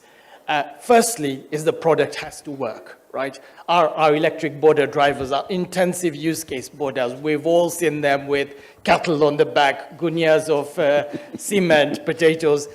The motor vehicle that we're developing has to work for the use case that we're developing it for. It's very important at Rome that we've developed a product on the ground for the market that we're serving. We have to respect the consumer sufficiently enough to develop the right product for it. So that's the first hurdle. Everything else is secondary. If the product doesn't work, you're not going to get the adaptability, because we have to remember we have a unique position in Kenya, in a lot of sub-Saharan Africa, where these vehicles, motorcycles in particular, are used as a productive asset. They used to generate daily income for the end user and not to commute from home to work. Which leads me nicely to my second point, is they have to be affordable, right? Our end border drivers are not going to get into an electric motorcycle because it's good for the environment, because it's good for the health, because it's good for energy offtake. We care about that, but they care about increasing the bottom line into their pocket. If they can increase their livelihood, they will adopt faster. So how do we make it more affordable? By product innovation, by financial innovation, and by getting the product to the end consumer at the right price. I'm really, really pleased to say that any border driver today who converts from a petrol vehicle, from a petrol motorcycle to an electric motorcycle, will save anywhere from 35 to 75% on daily operating costs. And from day one, they can start making money. Okay, that's all said very well, but is that what they're saying on the ground? So we need to, So like if that was the case, so if you saw that the next border guy is actually making more money, yeah, the next thing you do is just go and get an electric border. It's a great pushback. Thank you, Latif. Very great pushback. We're at the start of what could hopefully be a virtuous cycle, right? So as the border drivers see more and more of their contemporaries using electric vehicles, they ask, each time I order an Uber Eats or a Bolt Eats or whatever, I ask the border driver, why aren't you using an electric vehicle? And today, access to information is a hurdle. Today, having comfort that the product works, it carries what it needs to, there's range anxiety. So having more swap stations, having more charging stations located across Nairobi helps alleviate this. So there's an information barrier and there is a knowledge barrier. And this virtuous cycle, I think we're right at the bottom where we'll see a massive uptake in the near future with support from the government, with support from Kenya Power, with support from investors. But the more you see this on the road, the more curiosity this enables and the more you look at adopting it. Well, thank you very much. Well said. Jit, you want to add something? Yeah, I want to add about demand from the other side of this, which is from matatu owners. Yes. Okay. So as we know, one of the greatest impacts on the economy has been what's happened with fuel prices since January of 2022. And this has had a devastating effect on profitability for your average diesel matatu owner. Right now, Basigo has over 500 deposits for electric buses here in Nairobi. We'd have more, except we stopped at 500. The only reason for this, exactly like my colleague just said, it's not because they necessarily want to go green. It is because right now the electric bus is more profitable for them. It is a better return on investment. And that's what makes this case so compelling here in Kenya, is that improved economic outlook, the higher return on investment. That's what's driving demand in this market. Oh, thank you very much. Coming to you, PS. I remember when the president spoke during Mashujaa Day celebration, he said, we are going to have electric border borders across the country, and people laughed and the memes went round. And I hosted on KTN News Moses Nderito from Basigo and others who came in with the motorbikes, and we actually had a demonstration in the studio. Because the question was, why are people looking at this and just saying, right? Why is there such low believability that this is actually something that's doable?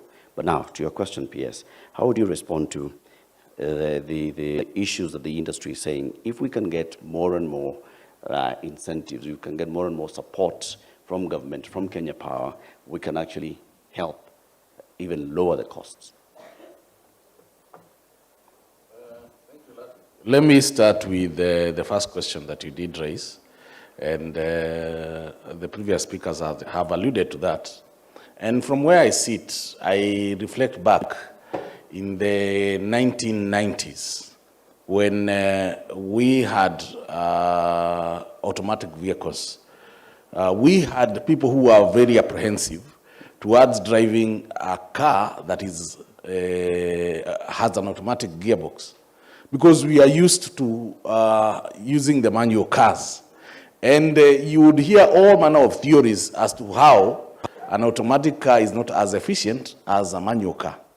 Today, 90% of the vehicles that are on the road, other than trucks, are automatic. So what am I saying? I'm saying the human being is, one, apprehensive to change, and they always frustrate change. The only thing that the human being forgets is that there is nothing as permanent in this world as change itself. So what we are lacking, and no, this JIT, Rajal. Rajal did actually say that for motorbikes, electric motorbikes, you stand to save up to 70% of your operation costs when you're using the e-bike than the fossil fuel bike. So what is the challenge? Where is the gap? The gap, number one, is on access to information, and that is why we need to amplify this information and echo what the president is saying, because the president has actually seen that these people who came out to vote for him, these people who are wearing his T-shirts and moving around campaigning for him, the easiest way he can help them get what we used to call pesa mfukoni is by saving their operational cost. And so therefore, you put into the rules of battery charging and battery swapping. So what we need now is to increase the awareness, amplify the sound, and ensure that we have more uptake. However, there is a bottleneck that has come in, and that is in terms of financing, because all these people, for them to transit, they need financing for them to move their motorbikes. So we need DFIs to come into place, commercial banks to come into place, and help our border riders transit. That is one. Two, JIT did mention about the costs, the infrastructure costs, and he did allude that you need, as an investor, to be left at the point of the meter moving forward. From the meter backwards should be KPLC, KTRACO, and EPC, ETC. That has thrown me back because somebody somewhere has to take care of this cost of this transformer, this cable that has brought, this pole that has brought power into your premises. So what does that mean? It got me thinking that probably of all the products that we are having, and I'm happy that we have the MD, KPLC, and the chair, of all the products that we are having, probably we need to think further. How do we access climate financing in terms of a grant, such that should we have an investor who wants to put up the charging points, who wants to put up a manufacturing plant, how do we finance that transformer to that person at a lower cost without asking that person to fund? And so therefore we must think of a product, and I'm happy I'm seeing, I've seen KFW GIZ here. We need to have a product and access to a DFI on climate financing, such that KPLC, once you get that request, you can be able to tap into that source. The way we have funding for last mile, the way we have funding for special economic zones and what have you, we need now to create a product that will help us now bridge the gap in what JIT has raised. Lastly, is what you have raised in regard to the consumer. And the more we increase uptake, the off-peak power demand, the lower our cost. Remember, we have the 2019 Energy Act that stipulates that every 3 years we must review our tariffs. And so therefore the next review of our tariffs should be in the year 2026. That is 2 years from now, less than probably 18 months or 20 months from now. So when we do review, because of such workshops and kind of feedback that we are getting, we need now to think of how do we have a tariff, not necessarily time of use tariff, but a tariff that will ensure that you at home, you do benefit from a lower cost when you're charging your vehicle at night, because you're also helping the country. Because currently what we are having, for example, in geothermal, we have a lot of venting in geothermal because of the low uptake of power during the night. So because you'll be helping us stop the venting in geothermal, then we also probably will need to develop a tariff that will be favorable to you so that we increase the uptake. I think that is it from my end. Thank you. Asante sana, PS. I want to come to the audience and take a couple of questions from you. I'm going to have Rita and Sam helping me move the mic around, but I want to throw in the first question to the audience, and this is to a member of the audience, the Vice Chair of the National Electric Mobility Policy Strategy Task Force. Cherotich say, Chero, you have a job to do, which is to develop this framework, to come back and advise the government this is the route from what the stakeholders, what the public is saying, is this is the way to go, this is the kind of policy framework that we need, this is the legislative framework that we need, the regulations that need to be in place for increased uptake. Where are we on this? The mic will come to you. The mic guys, if they're in the room.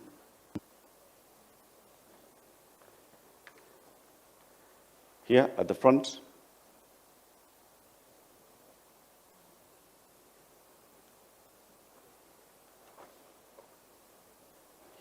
Chero, if you don't mind, just come here. I'll give you this one.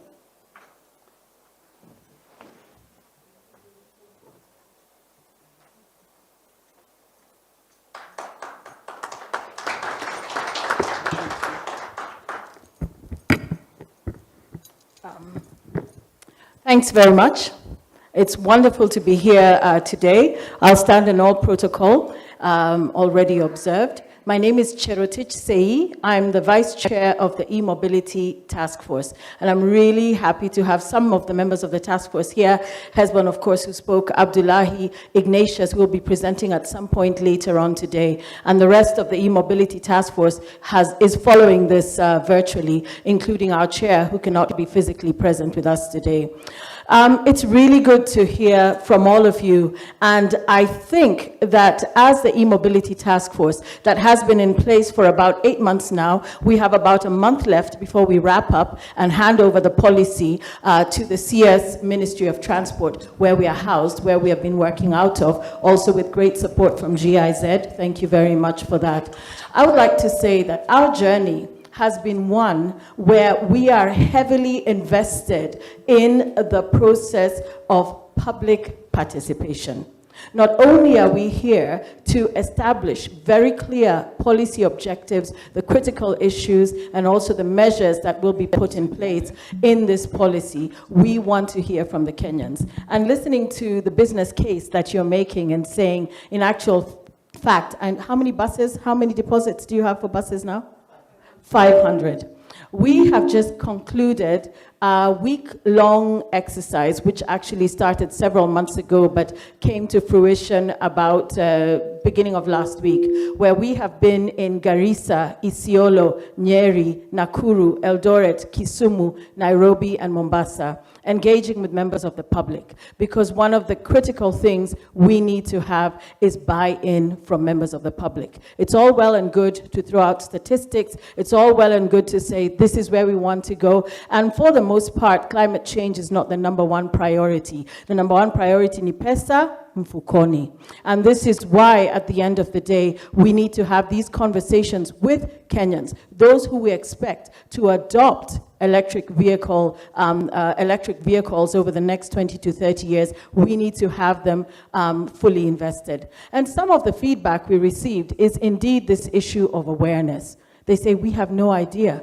We're not fully involved, we're not fully informed, and they had all kinds of interesting questions, special interest groups, persons with disability who said, where are we in the socioeconomic measures? How are we going to benefit from this?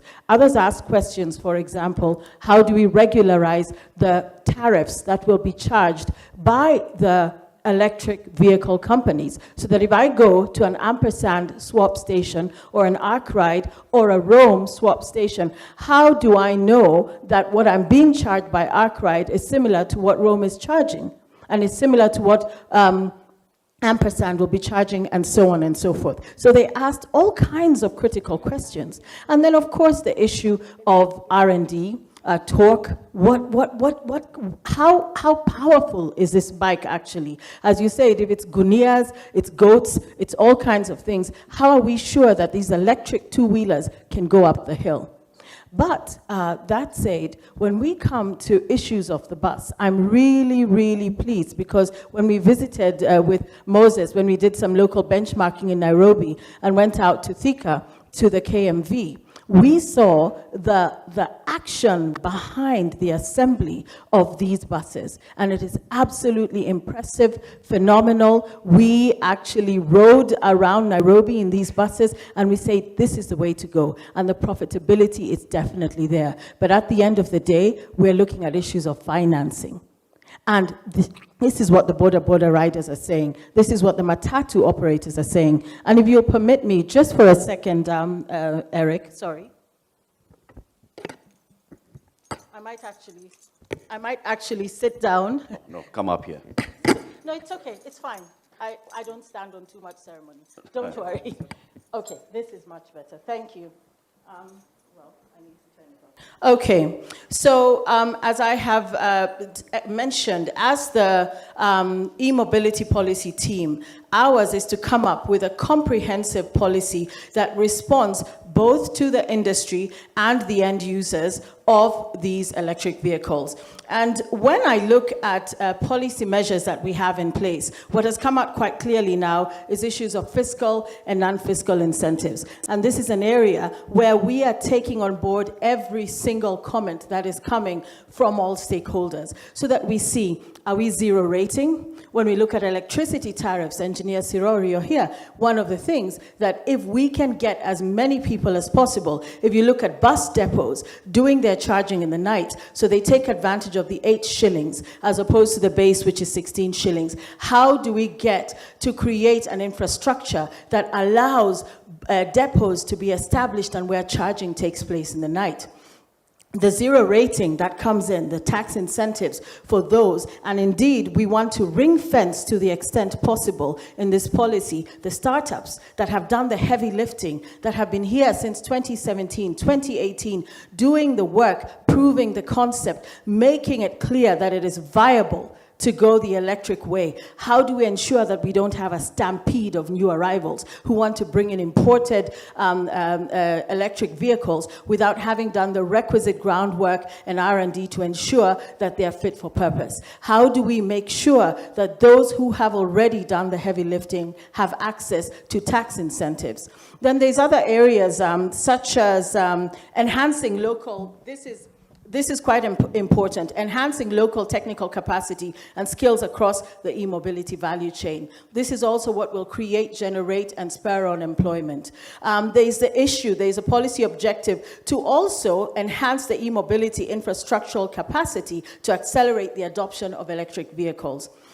We also want to look at promoting local manufacturing and assembly of EVs. This is something that we've just talked about. And overall, an integrated, comprehensive policy, legal, and regulatory framework. When we look at issues of getting more women, persons with disabilities, special interest groups involved, we want to scale up the socioeconomic measures to promote the adoption of EVs. Now, I'm not going to say too much more, because next to all of these policy objectives are intense and detailed policy measures, which will finally appear in the policy document.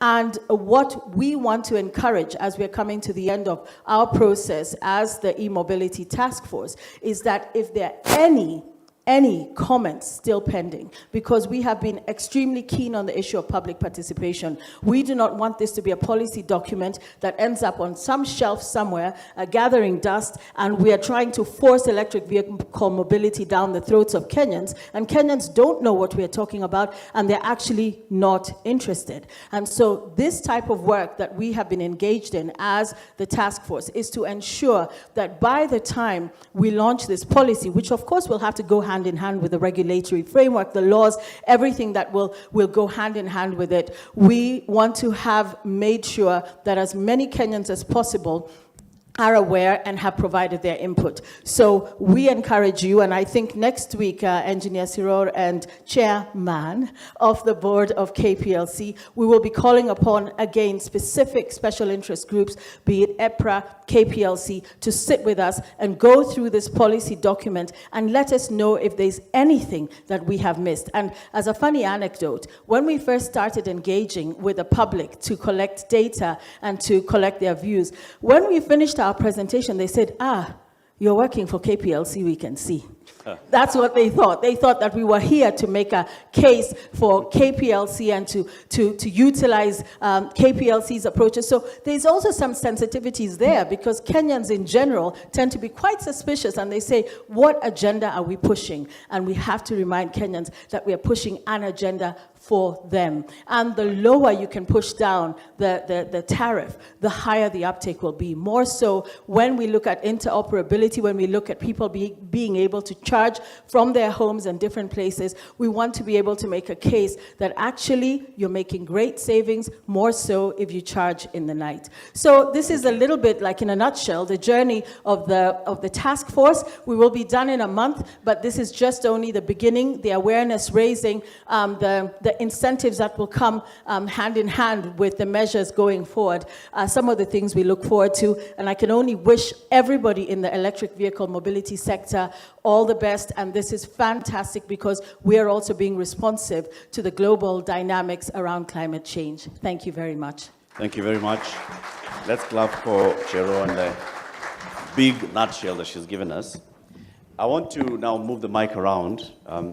Look for the hand, and then you can pass on the mic. There is a hand up there. You can stand up, the gentleman in glasses. As you do that, I also have been alerted to recognize the presence here with us of Tasha Bailey. Tasha is from FCDO.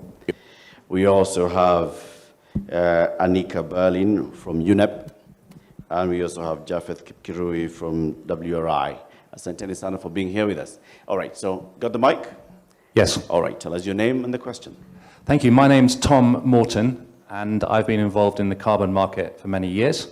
And I'm also an EV owner. I think I was one of the 30 in one of the previous years on the early graphs we saw. And I'd like to thank everyone for their engagement in this really important sector. I'm also involved in writing the carbon documentation for an electric motorbike company here. And one of the key things that we as an industry need is a renewal of something called the grid emissions factor. Now, for those of you who have not heard of that before, it's a very precise calculation that is, the rules are set out by the United Nations Framework Convention on Climate Change, and it looks at the amount of CO2 on average that comes from the grid. And the reason that's important is that there is some CO2 in the grid because we do still use a little bit of oil power. But we haven't built any oil generation facilities for many years, and the factor is a balance of how we're generating power now and what we're building. In short, this figure needs updating for carbon finance, climate finance in this sector to move forward. Okay. And in order to do that, we need what's called the dispatch data from Kenya Power and from EPRA. And that is exactly how much power is dispatched from each power station in Kenya every half an hour for the entire year, okay? Once we have that data, the industry can do a calculation, working together, to work out how much CO2 is actually saved by electric vehicles. And so, as the PS is here, as GIZ is here, who funded this work in the past, as Kenya Power is here, as EPRA is here, as the industry is here, and as the task force is here, as a takeaway, please, can we have high-level engagement on getting the grid emissions factor renewed? You, Tom.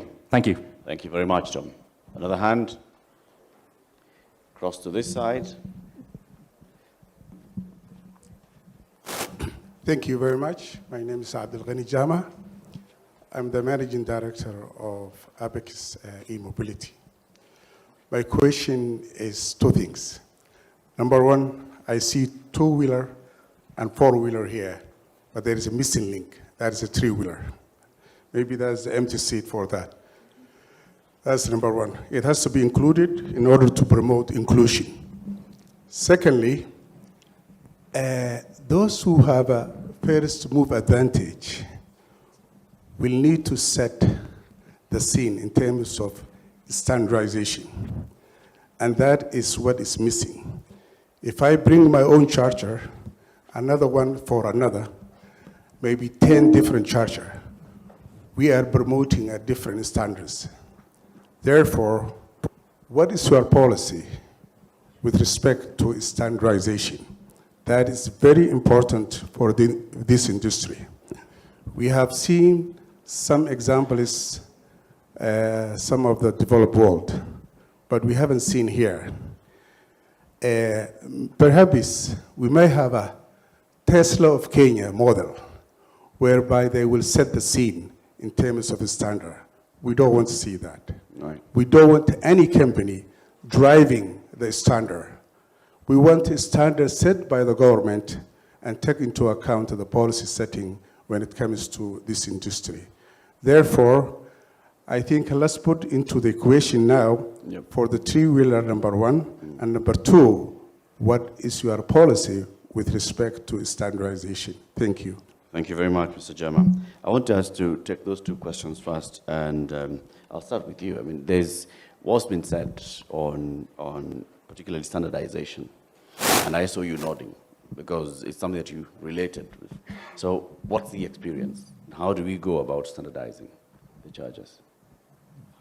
Okay. Thanks for the question as well. Yeah, standardization is an issue that I also face here. If I would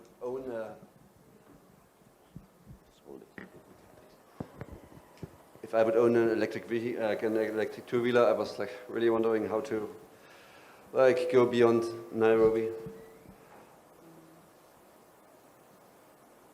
And looking at the national, at the expansion of the charging infrastructure, I would find it challenging if all the individual companies need to set up their own swapping stations for two-wheelers. So we're actually looking into this with through our Siemens Foundation. There will be an RD project coming soon on the interoperability of charging technology for two-wheelers. So we're going to look into this. It's an issue. Robert from KEPS is also here. He can also be going to kick off the work on charging, the standards work on charging infrastructures in a couple of days. So he could also get more into detail on this one. But it's an important issue to look at the standardization, especially on two-wheelers. Okay. Robert, are you in the room? Yes. Robert, please give us an update on that, on what KEPSA is doing in terms of just looking into standardization of charging. Thank you. My name is Robert. Actually, I do have a presentation at 2 on the same, but quick one. So yes, in the standardization scene, we've done a lot. One of the gap areas is charging infrastructure, which actually we are in the process of finalizing. However, we do admit that there are challenges, especially in the electric 2 and 3-wheeler space, because ideally it's battery swapping technology, which all over the world, no country has been able to standardize that particular sector. But in terms of the electric vehicle, that is the 4-wheeler space, the electric buses, the chargers that are being used, that is an area where it's a quick win and an easy win, and we are in the process of actually developing the standards. So let's say in the next 2 or 3 months, we should have that finalized. Thank you. Thank you very much. P.S., a couple of issues for you to respond to here. You can hear already that at least the private sector, with the support from GIZ and others, are already working on thinking on standardization. But then what else is being done from a government level? And there was a question by Tom on the grid emission factor. Thank you, Latif. Indeed, this is a very interactive session, and from the audience, you can really see the kind of interest that we do have on this topic. Let me start on grid emissions factor. It is something that we are going to take up as soon as we leave here with the MD KPLC. I'm also going to take it up with EPRA, because that is data that is available. In fact, that data month on month helps us in tabulating your power bill. So it's not something that you're asking that is out of the blues. Is something that can be easily available. Actually, it is available. It's just an issue of updating. The issue on standardization, we have what we call the whole government approach. And that is why this is something that requires the Ministry of Energy Ministry of Transport and Roads and Transport, Ministry of Trade and Industry and Investment Promotion, which is tasked with the KEBS, that is the Kenya Bureau of Standards. And in KEBS, that's where now the standardization and everything comes into place. So what we are having now is the stakeholder session, and you have heard that the standardization is coming. And for us, it's just to ensure that we put the rules in place and also enforce. Once we standardize, we enforce that that is being carried on. And I'm sure we're going to ensure that is done. Thank you. Asante sana PS. Let's clap for the PS and my panel. I want to conclude here. What we've done this morning, as you've seen, is set the stage for these 2 days of conversations, right? You have a lot of engagement. You've got presentations coming up in the afternoon from various actors. You have also, like the PS I said, it's a whole of government approach. We've got the other ministries also that will be represented. KEBS will be making a presentation. There'll be very many conversations. If you want to know what conversations those are, please look at the wall. You see on the columns, the pillars, you have the QR codes. Scan that QR code. You'll have the entire program for the 2 days. Ladies and gentlemen, please let's clap for the PS, Alex Oshira from the State Department for Energy. We've got one final closing remark. Closing remark. And my closing remark is basically, when you look at Africa, in terms of the presence and the contribution towards the global carbon emission footprint, we have contributed the least. But in terms of the suffering that in which Africa is having, we have suffered the most. We have a fast mover advantage, ladies and gentlemen. For example, in Kenya, we have a grid that is 93% green. The government, through Vision 2030, we anticipate and we are driving towards having a green grid by the year 2030.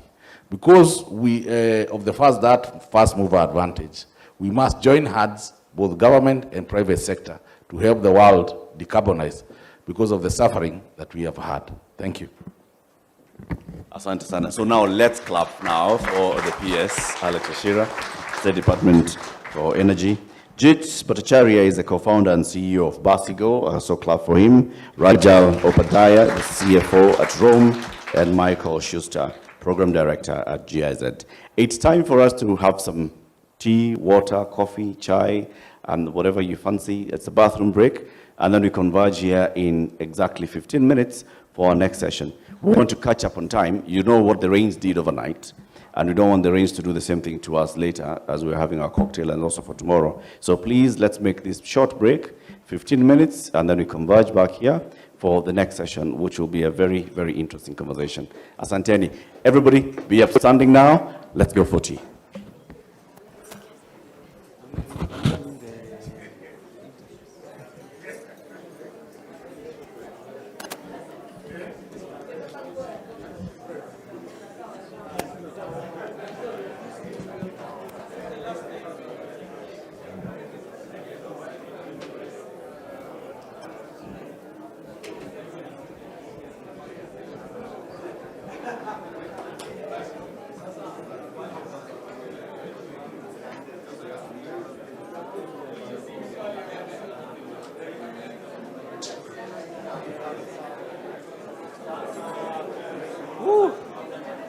Hi.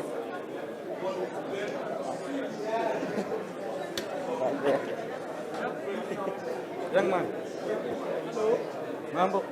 Wapi timu yako? Joey, niko peke yangu leo. So, Kevin is saying to them out. Okay.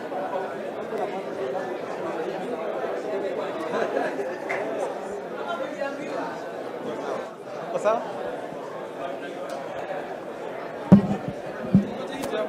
I think tufanye hapa ndani.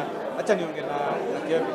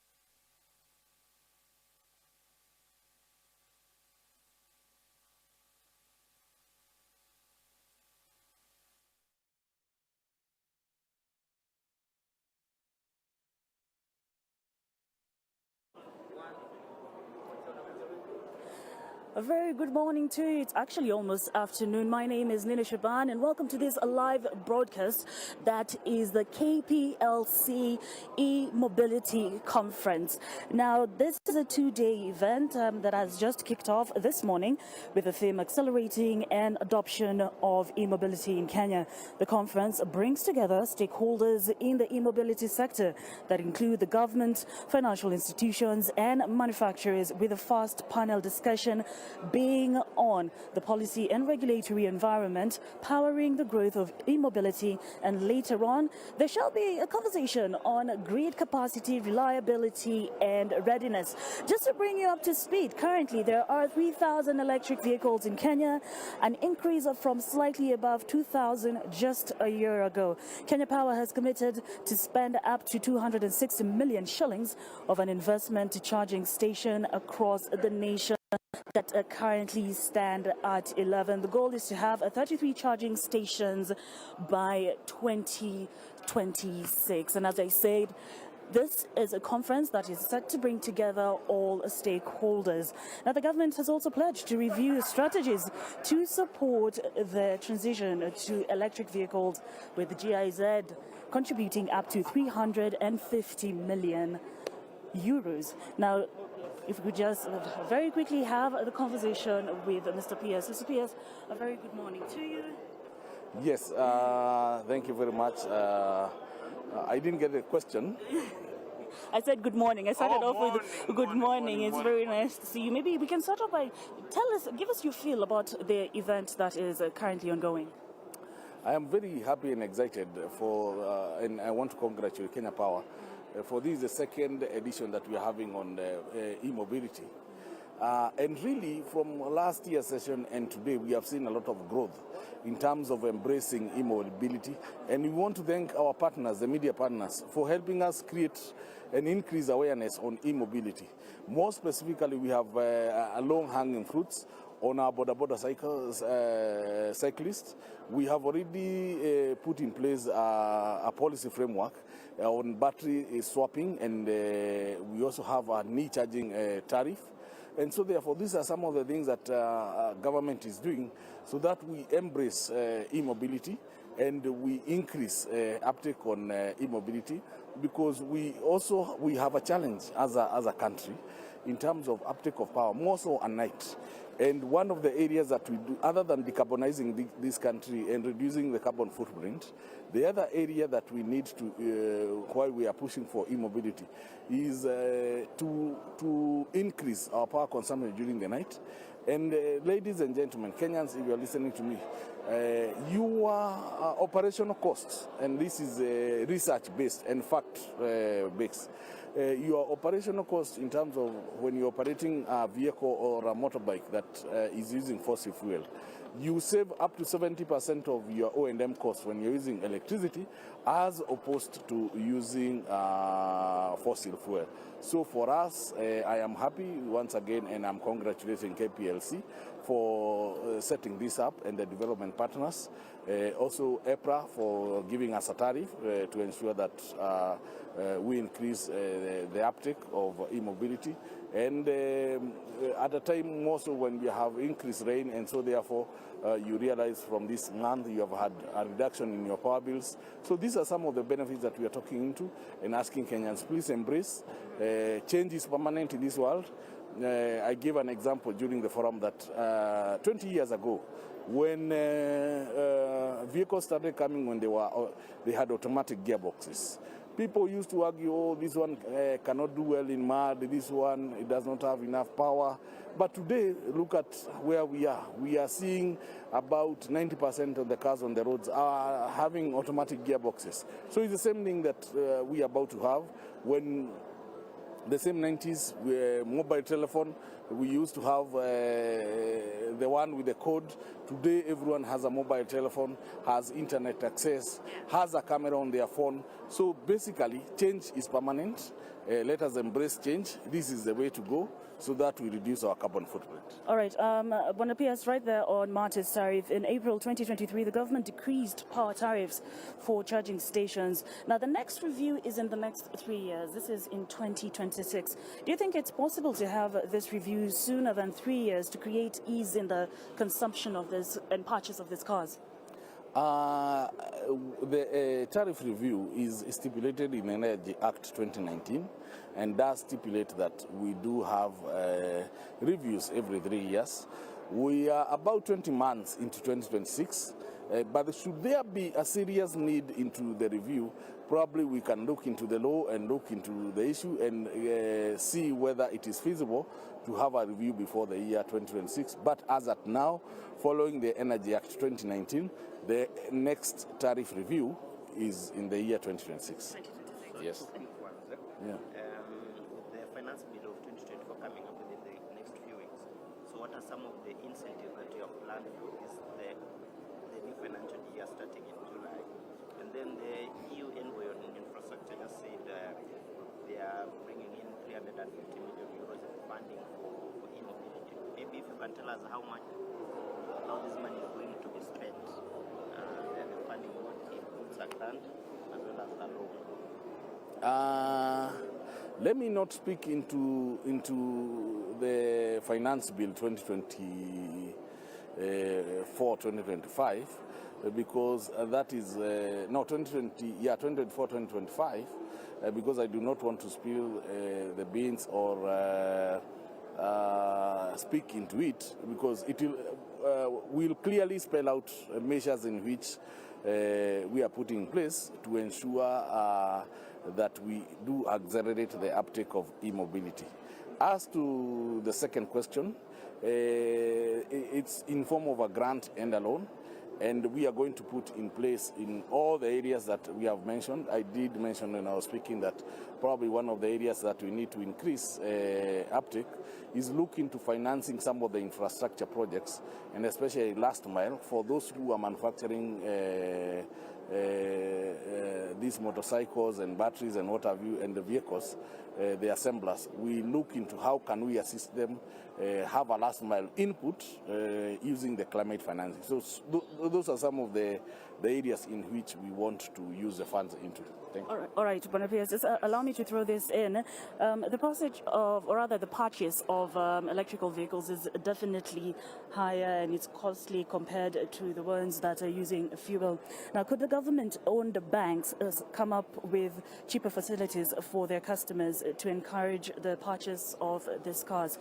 Is this something that maybe you can have a conversation about? We have seen a gap in terms of financing, both financing for uptake of new motor vehicles and motorcyclists. We are having what we call a single government approach, and because of that gap, we are going to look into ways of assisting Kenyans through financing so that they are able to get the financing for these motor vehicles through the government financed banks. So it's something that is a conversation that we are having. I don't need to speak on behalf of the banks, but it's something that we are going to look into and tap into that space. And we're also asking the commercial banks because this is something that it should not be government driven. Government is there to ensure that it creates an enabling environment for the private sector to play into it. So what we are asking is the private sector to come into place and assist our border riders, our transporters to tap and get into this space and assist them acquire the vehicles and the motorbikes. Will you allow the private sector who want to invest in charging stations to use solar instead of the national grid? That is what we call captive power. It's a conversation that we will be able to have. Yes. We're so grateful as a government that you are spearheading this initiative. And by 2030, do you think that we will have EV on our roads, 50% of the vehicles? We may not be able to have 50% of our vehicles on EV, but I'm sure we'll have a substantial amount of our vehicles on EV. Mostly because we realize that most of our vehicles on the road are usually about 7 years old. So as Europe and Far East is transitioning, so will Africa transition. So we might have a lag in terms of having more vehicles on the road. And also, even in terms of manufacturing, we're also having a challenge in terms of the speedy deployment and manufacturing of the vehicles. So 50% probably is a high target.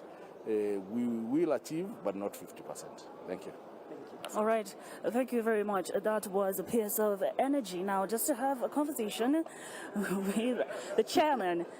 Chairman actually likes to call herself from KPLC. Now, how achievable, I'd like to start off with, how achievable is the goals that you've set thus far, especially when it comes to having 33 stations for charging this EVs by 2026, 2028?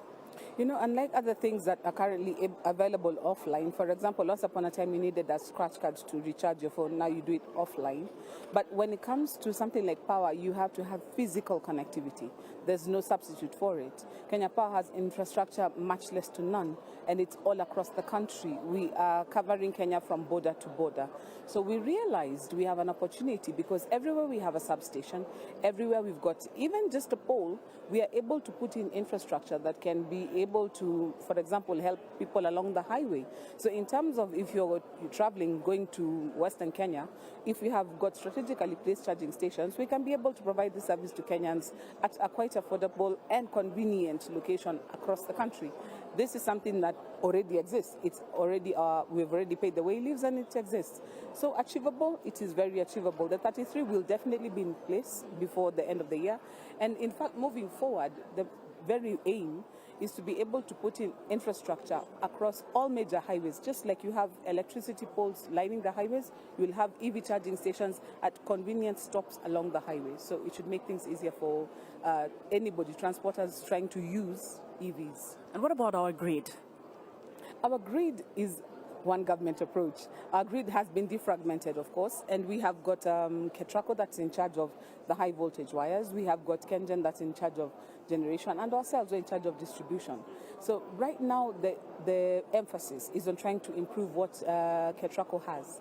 We have recently seen the approval by Cabinet to have in private sector players coming in, who are coming in with a massive investment to ensure that our grid is robust. Right now we've got capacity to produce 3,000 megawatt hours. We anticipate if people go into EV, you're going to have highs of even up to 4,000, 5,000 megawatt hours being consumed in terms of electricity. Now, the big idea is to have this consumed when it's off peak rather than during the day when there's a lot of demand. So our grid right now is becoming more robust. It's not where it's supposed to be, but it's becoming more robust. The entire energy sector actually has got a working group that is making sure that the developments that Kenya Power is anticipating are also anticipated by the ones producing and anticipated by the ones transmitting power, so that it's a more coordinated approach rather than Kenya Power's ambitions ambushing our other sector players. So the grid will get there. It's a work in progress, but it will get there. All right. Well, thank you very much. Is there anything that you'd like to add for us? No, in terms also for Kenyans, one of the things that they need to understand is that with us, we rely a lot on imported vehicles. And if you look at the trends around the world, there'll come a time with our 8-year rule, we might find that more and more, it's more and more difficult to find petrol vehicles, just like it's very hard to find manual vehicles now. So planning in advance, looking at the National Construction Authority, making sure that buildings are adaptable. You've had people talking about standard charging ports. This will become something that is a given. If I look at my children's generation, they're looking at electric bikes and little electric cars as being alternatives to using matatus. So this is something that will catch up with us eventually. So I'm looking forward to the future because as petrol heads, I think our days are limited, but the future is definitely EV. Yeah, yes. Embracing technology. Yes. All right, well, thank you very much for that. Lastly. Now, just to quickly take a look at some of the exhibitions that have set camp here. We'll start off with Basigo. I've said it correctly, right? Basigo, Kenya. So let's start off with your name. And why was it important for you to be a participant for this particular conference? So, as a company that does electric mobility and mass transit, these are electric buses, our biggest raw material is electricity. And the biggest partner we have for our company is Kenya Power, because for every bus to move, it needs to be charged, and we charge using electric power, which is supplied by Kenya Power. So they're a very important part of our company, and we're one of the biggest collaborators with Kenya Power. So we started with 2 buses, now we are at 21 buses. So come 2026, we'll be one of the biggest consumers of electricity in Kenya. and just because of charging the electric buses with electricity. Yeah. All right. And so with the finance bill coming up, I think that's the 30th of this month, what are you hoping, what type of incentives are you hoping to see so that we can, you can have a smooth transition to the electric vehicles? So currently, the government has tried a lot, and around the energy sector, we have what you call an e-mobility tariff. An e-mobility tariff gives us almost half as much the price per kilowatt hour for electricity. Like, it will be easier, it will be cheaper to charge a bus than to use electricity to watch TV. That is how much incentive the government extended to us. And then when you come at night, between 11 p.m. and 5 a.m., they give us the price of electricity, half that price, at 8 shillings per kilowatt hour. So that is what we want, more of those incentives into the finance bill to see. We're also looking now, extending now to manufacturing, getting a lot of subsidies for importing. Most of the components that do electric buses are not yet available locally. So we want to be extended more incentives to be able to import them.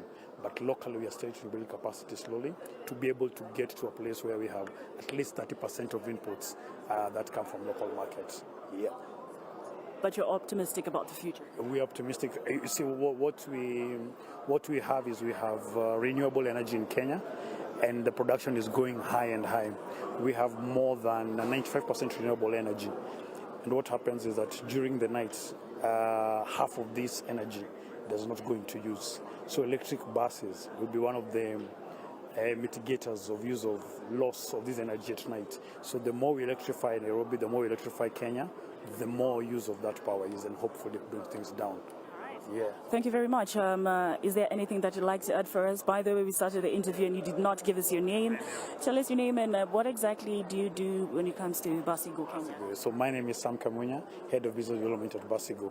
And what I do at Basigo is that I grow the Basigo market, look for our clients, retain them, grow them, and look for collaboration and partnerships like Kenya Power, like NTV, to be able to tell the e-mobility story. Yes. Thank you very much. Thank you very much. Now, I'd like to cross over to Clean Cooking, who will probably just explain to us. We have beautiful products here. This is Pick Up Power. It's all about clean cooking. Sayona, PPS. All right. So, Mayor, maybe if you can come closer, talk to us. Tell us about the clean cooking, and then I'll also get to talk to her. We start off with introducing yourself. Okay, my name is Weri Munje here. I work for Kenya Power under a section called Pick Up Power, where we encourage our customers to use power to cook. We're accelerating e-cooking in Kenya, so we are leading from the front as Kenya Power. All right, so give us more thoughts on what exactly is happening today and why it's important to focus on clean cooking. It's important to focus on clean cooking because we are the environment. We are destroying the environment every day, cutting trees, using them for firewood, charcoal, what. So once we use electricity is clean. So we are doing clean cooking here. We're showing the energy efficient appliances, which are cheaper to use than any other source of fuel, like probably firewood, charcoal. So here we just have energy efficient appliances. We have electric pressure cookers, which can cook githeri for you with less than 15 shillings. We have an induction cooker, which is very efficient and cooks very quickly. We have the air fryer, which is healthier to use than the deep frying. So basically here we are just showing very clean cooking. Okay, thank you very much. Is there anything that you'd give us as a parting shot? Parting shot is make sure that you come to our table because there is a lot to learn here, and take some of these products home with you. Okay. Yeah. Thank you very much. Now I'd like to cross over to the GIZ representative. Ma'am, let's start off with your name and what exactly do you do when it comes to GIZ? My name is Hannah Salian. I'm the Program Director for Energy, Transport and Climate Change at GIZ here in Kenya.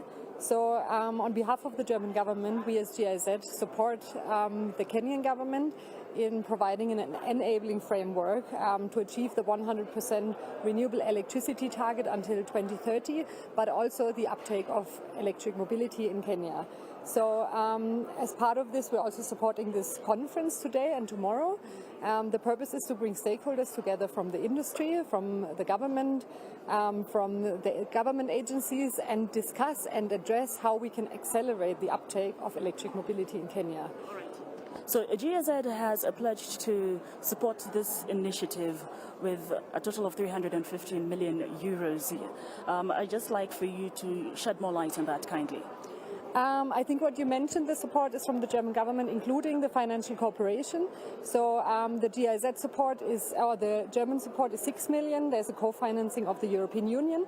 So the technical assistance cooperation project is a budget of 6 million euro, where we're supporting such events. And also an example is the Electric Mobility Task Force that we have been supporting also with expertise and facilitating their stakeholder participation workshops.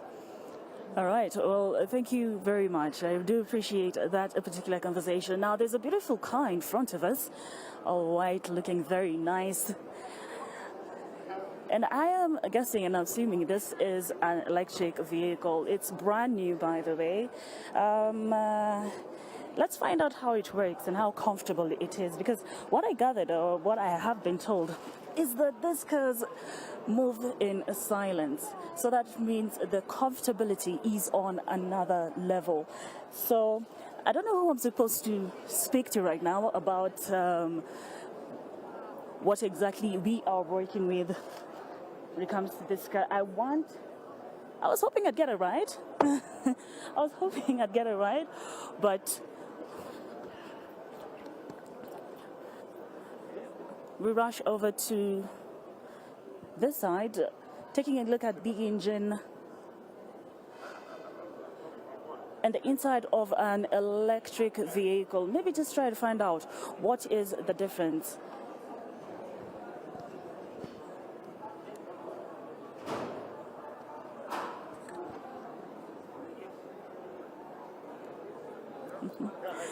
Hi, how are you, sir?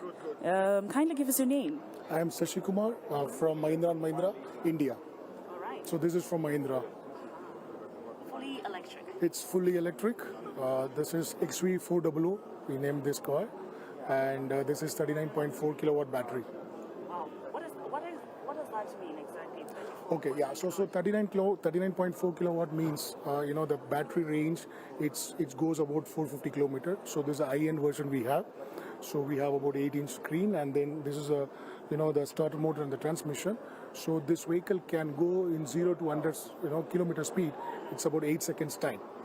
Yeah. So we have 3 modes in this. You have a fun mode, fear mode, and fast. So it based on your city condition, you can change the mode. You really have that pleasure of driving the vehicle. So you can put it in a fun mode if you are driving in Nairobi, and you can put it in fast mode if you are going between Nairobi and Thika Road, and if you put it in a fearless mode if you are taking the vehicle to Mombasa. So we have 3 different modes to select for the customers. All right. Well, I want us to get a bit technical. I can tell that the inside of this car is not the same as normal fuel cars. So can you just point out the difference for us? In ICE engine, normally, what we say ICE, the internal combustion engines, where you have an engine as a powerhouse. So the powerhouse in EV electric vehicles are the battery. The battery is located right there at the bottom of the vehicle, and you have a starter motor, and you have a transmission motor which drives the vehicle, and you have the BDU, that is battery distribution, the power distribution unit, and you have a control unit, battery control unit, and there will be a battery module management. So there is a BMS, battery management system. So all these things is part of EV vehicle. Okay. Yeah. And another thing that I'm aware of is that there's actually no noise when you're driving this car. The peacefulness. Yes, it's very peaceful, and you can have a better talk with your, the co-driver along with you. And we have beautiful music, so you can have music on your side. Yeah. Well, thank you very much. But Carl, just to ask about the price, how much would a car like this sell for? We are working on this right now. So we just brought, and this is owned by KPLC. So we will come to you with the price maybe sometime now. Yeah. Okay. Yeah. We shall be following suit. That is the Energy PS that is currently been taken for a ride, or rather driving the car himself. And I can confirm to you that there is actually no noise, unlike our fuel cars that we are used to.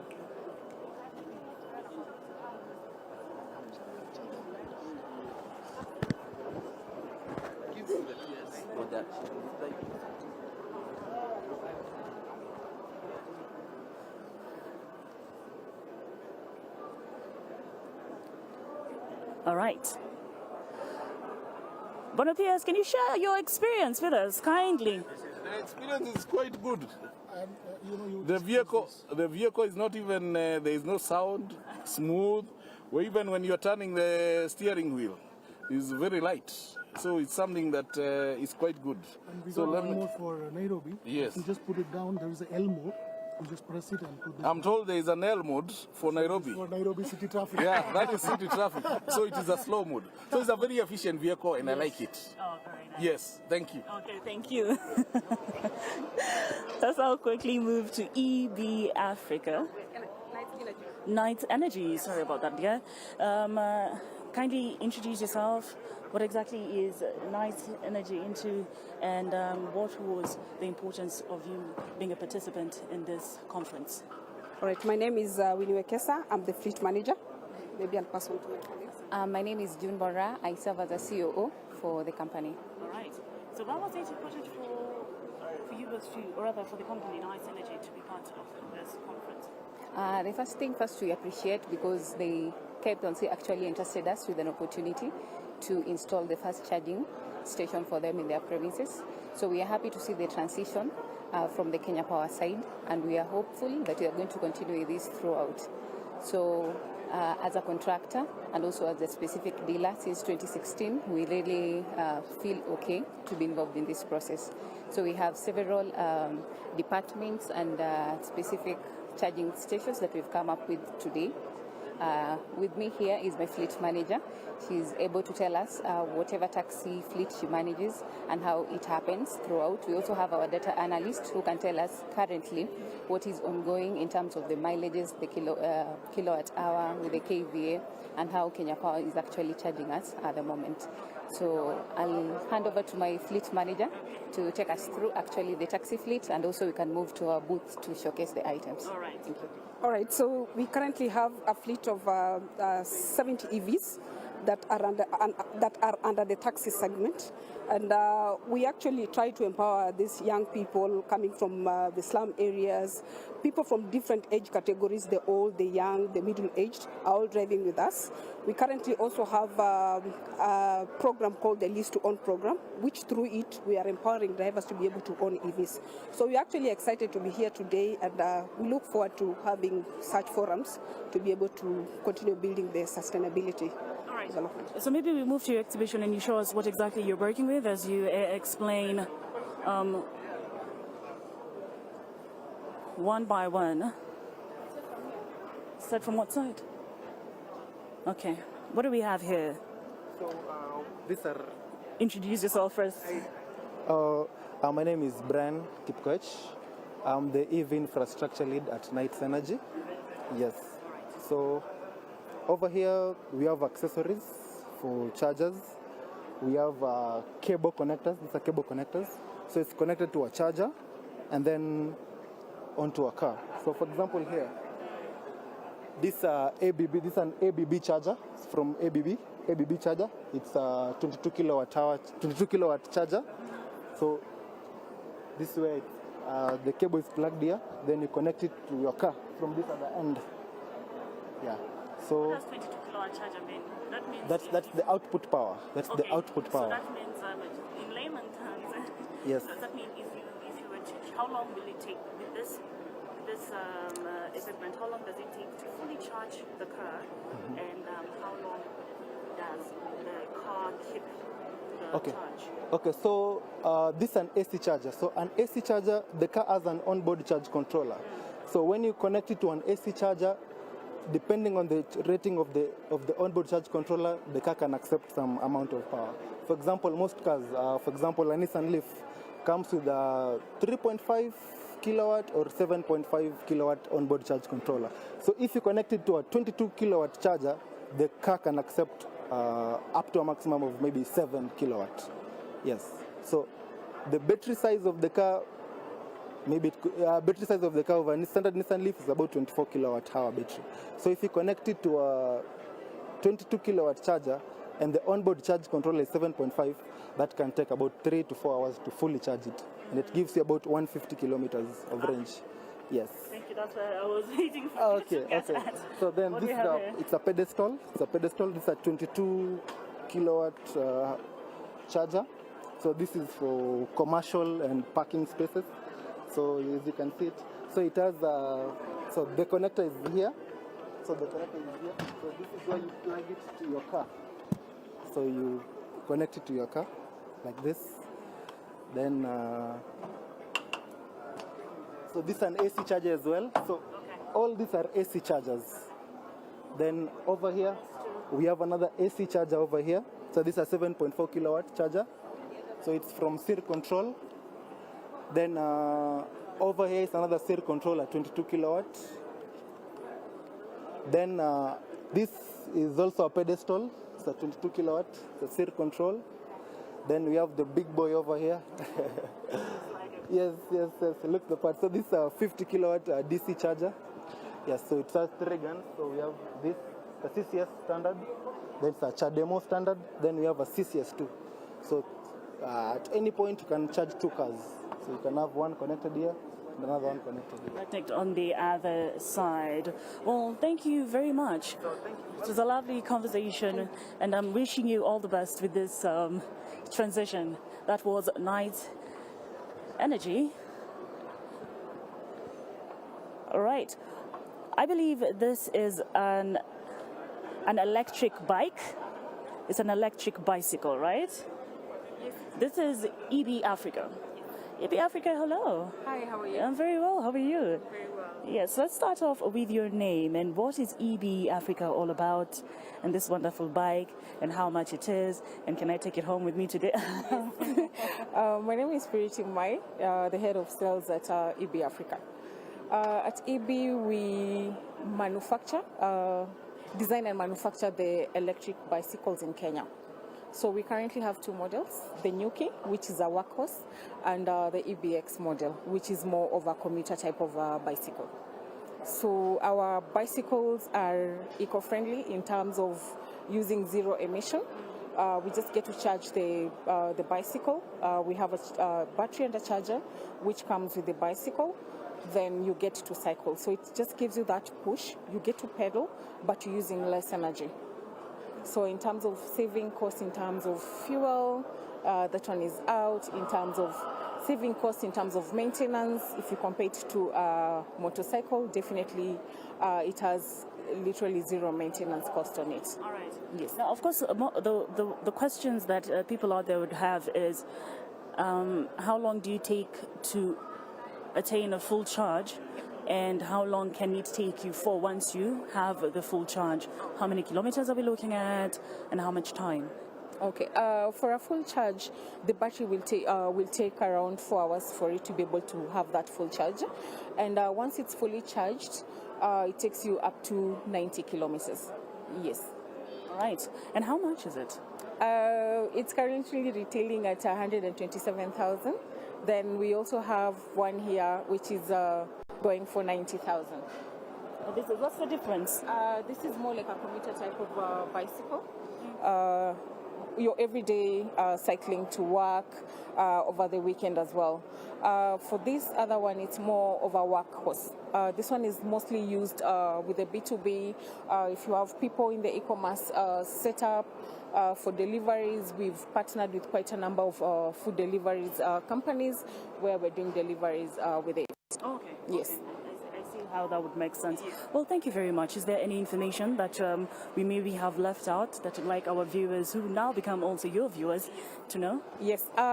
You can find us on all the social media platforms for us to be able to give you more information on the bicycles. And we are hoping that we'll be able to connect with each one and every one of you. Thank you. All right. So we're still here at the KICC, and we'll be here for a few hours to see the end of the day one of the KPLC e-mobility conference, and then we'll have to pick it up as well tomorrow. But we're still set in camp, and the next conversation that we'll be checking in is going to kick off. The panel discussion is going to kick off at I understand at 2. At 2, sorry about that, at 2 p.m. My name is Nina Shaban. I am sat in camp here, and I will be definitely letting you know what's going down here.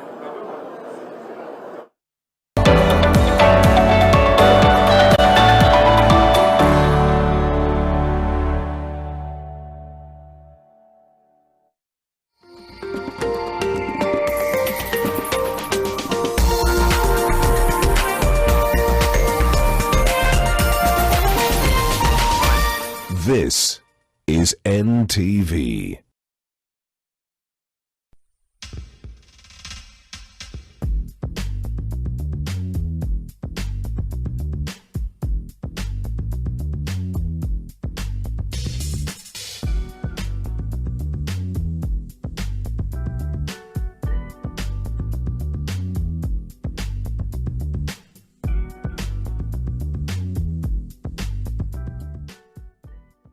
Enroll now in our ongoing April and May intakes in the following diploma, certificate and artisan programs. SMS your name, course, grade and email address to 0725 818 644 or visit our website Eldoret Technical Training Institute. Growing reputation.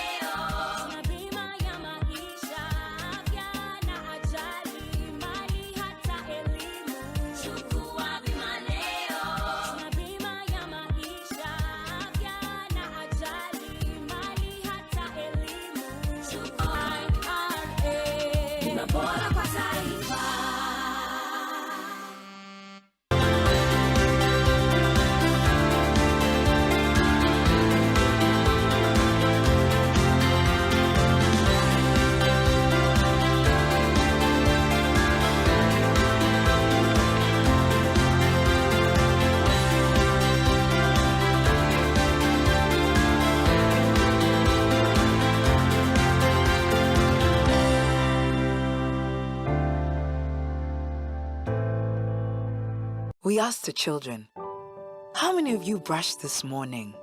And this little boy, his hand didn't go up. And I said, well, why didn't you brush this morning? He said, my brother was using the toothbrush. If I'd waited for him, I would have been late for school. I'm sorry, I get a bit emotional when it comes to that. To be able to change a child's life, to be able to bring back that confidence about their smile, for me, is phenomenal. We can't wait to hear your story. No story is too big or too small. Build your story with an Absa One account. Earn 10% interest per annum on your savings. Download the Absa Kenya app to open an account. Your story matters. The Nation Leadership Forum has for the last 7 years set the stage for critical and riveting conversations. The award-winning forum makes a comeback this year with highly interactive town hall forums. Rapid digitalization, increasing access to technology, and skills-based curriculums are key in molding a globally competitive workforce that is the backbone of a growing economy. Join us on 25th April 2024 at the Kenya Institute of Curriculum Development